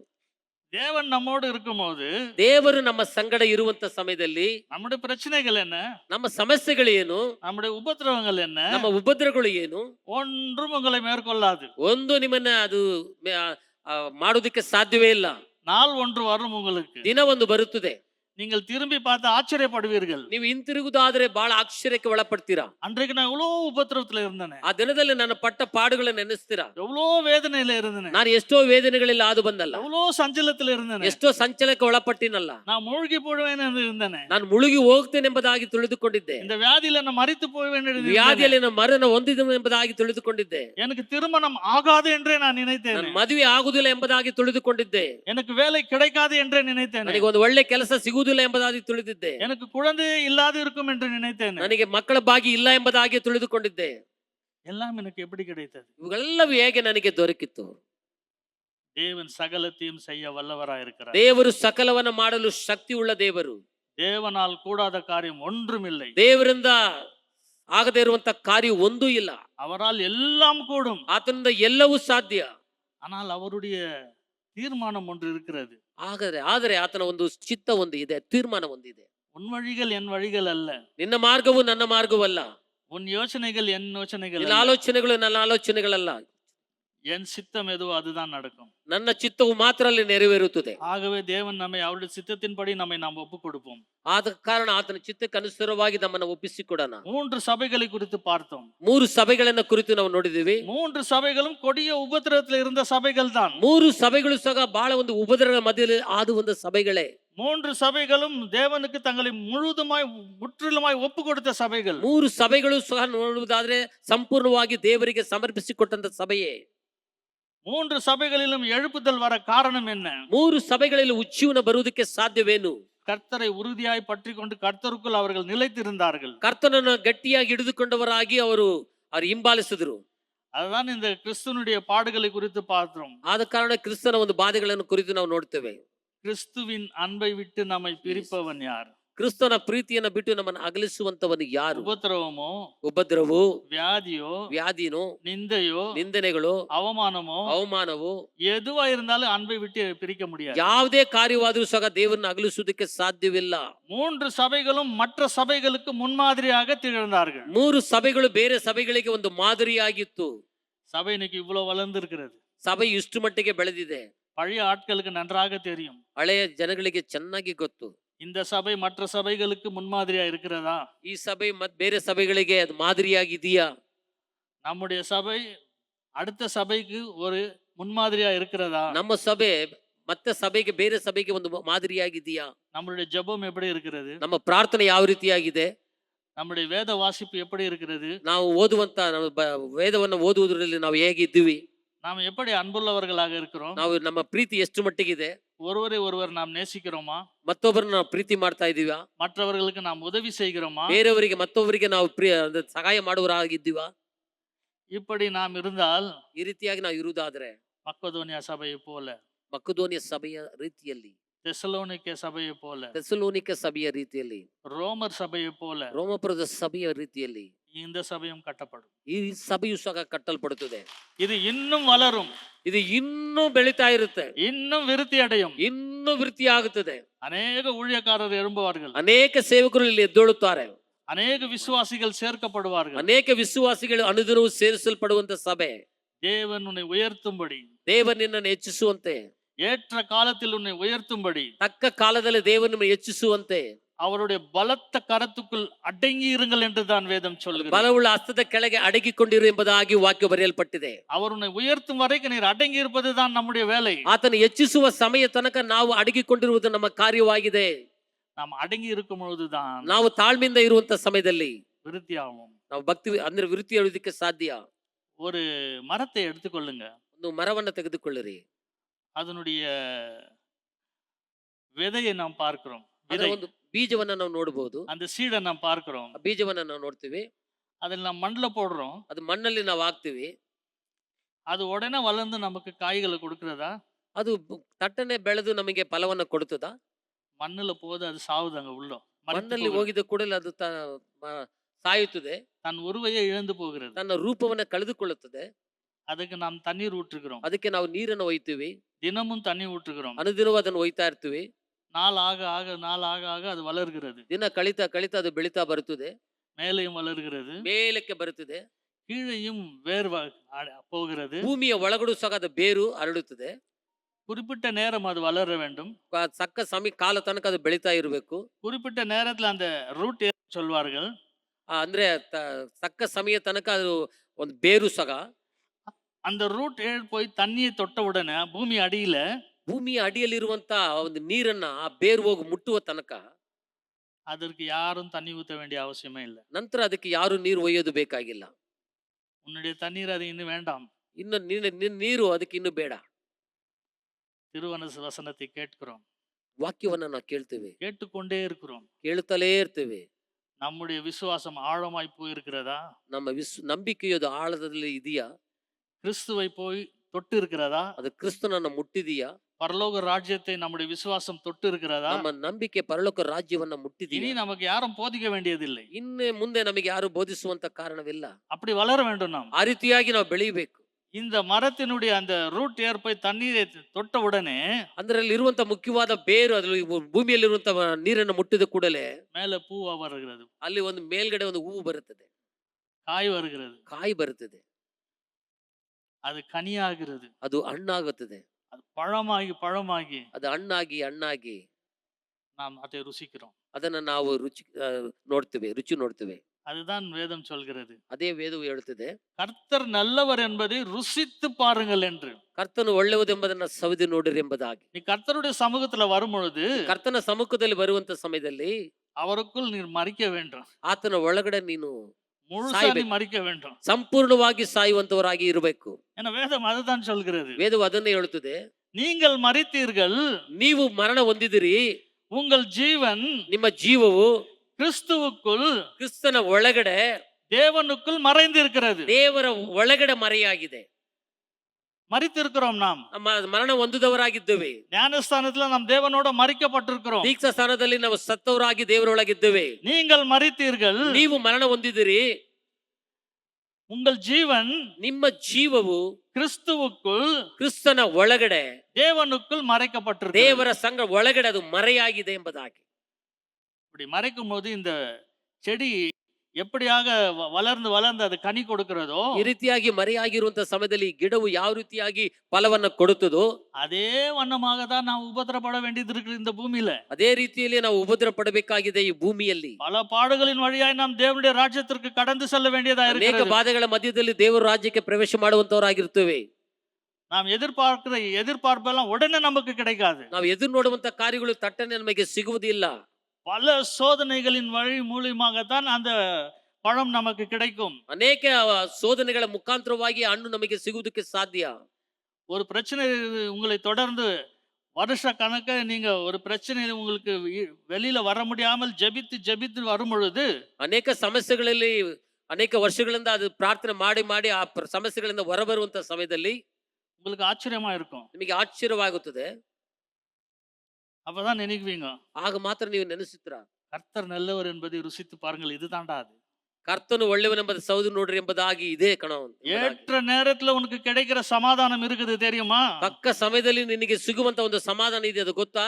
ஏற்ற நேரத்துல உனக்கு கிடைக்கிற ஆசீர்வாதம் இருக்கிறது தெரியுமா? ತಕ್ಕ ಸಮಯದಲ್ಲಿ ನಿನಗೆ ಸಿಗುವಂತ ಒಂದು ಆಶೀರ್ವಾದ ಇದೆ, ಗೊತ್ತಾ?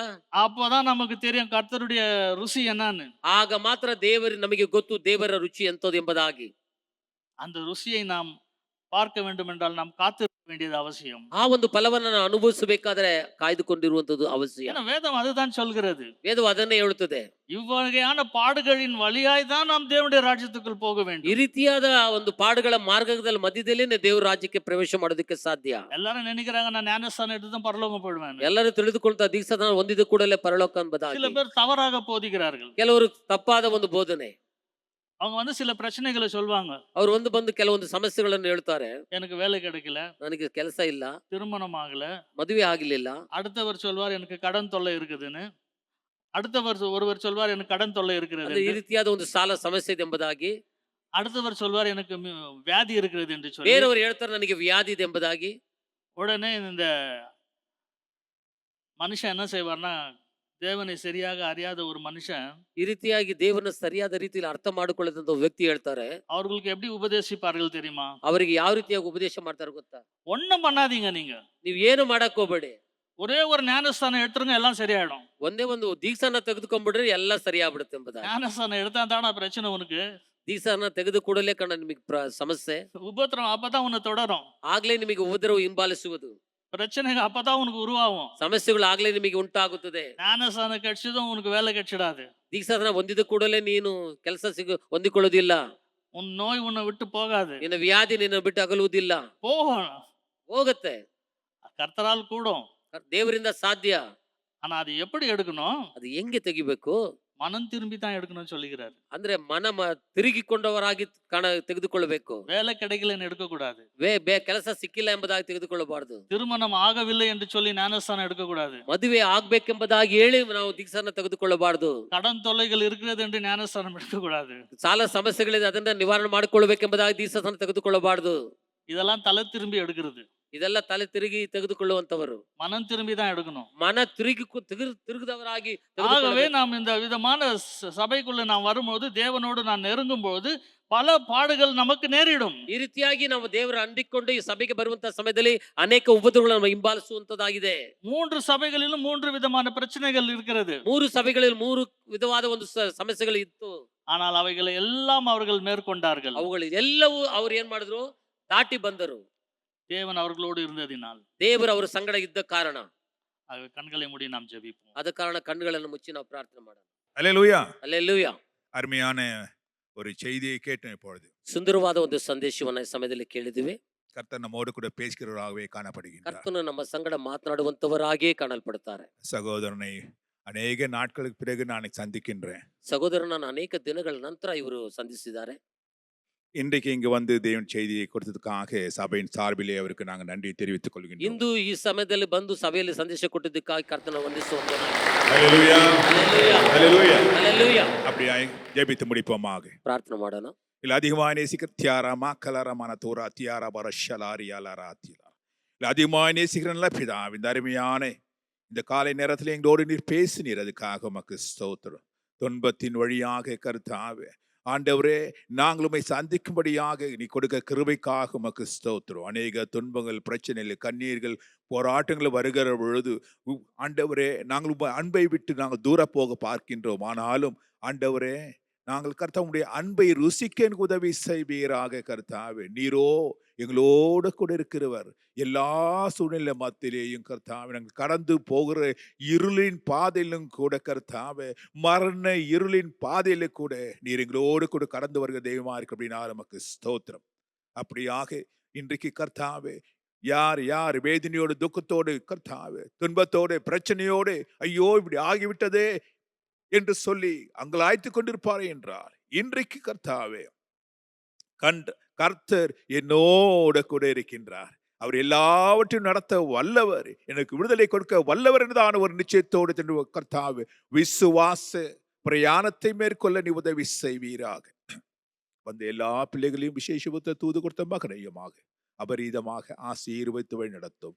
இந்த தேவ செய்தி கேட்கிற ஒவ்வொரு பிள்ளைகளுக்கும் அவருடைய கர்த்தாவே துக்கங்களையும் வேதனைகளையும் பிரச்சனையும் நீக்கி போட்டு சமாதானத்தையும் சந்தோஷத்தையும் உடைய விடுதலை அளிக்கும்படியாய் ஜெபிக்கின்றோம். ஏசு கிறிஸ்துவின் நாமத்தில் வேண்டிக்கிறோம் நல்ல பிதாவே. ನನ್ನ ಮನವೇ ನನ್ನ ಸರ್ವೇಂದ್ರ ಪವಿತ್ರ ನಾಮಕ್ಕೆ ಇಚ್ಛಿಸಿರಿ. ನನ್ನ ಮನವೇ ಇಗುಣ ಕೊಂಡಾಡು, ಆತನು ಮಾಡಿದ ಉಪಕಾರಗಳಲ್ಲಿ ಒಂದನ್ನೂ ಮರೆಯಬೇಡ. ಆಮೀನ್. ಹಲ್ಲೆಲೂಯಾ. ಹಲ್ಲೆಲೂಯಾ. ಹಲ್ಲೆಲೂಯಾ. God bless you all. ದೇವರು ಎಲ್ಲರನ್ನು ಆಶೀರ್ವದಿಸಲಿ. ಆಮೇನ್, ಆಮೇನ್, ಆಮೇನ್. God bless you.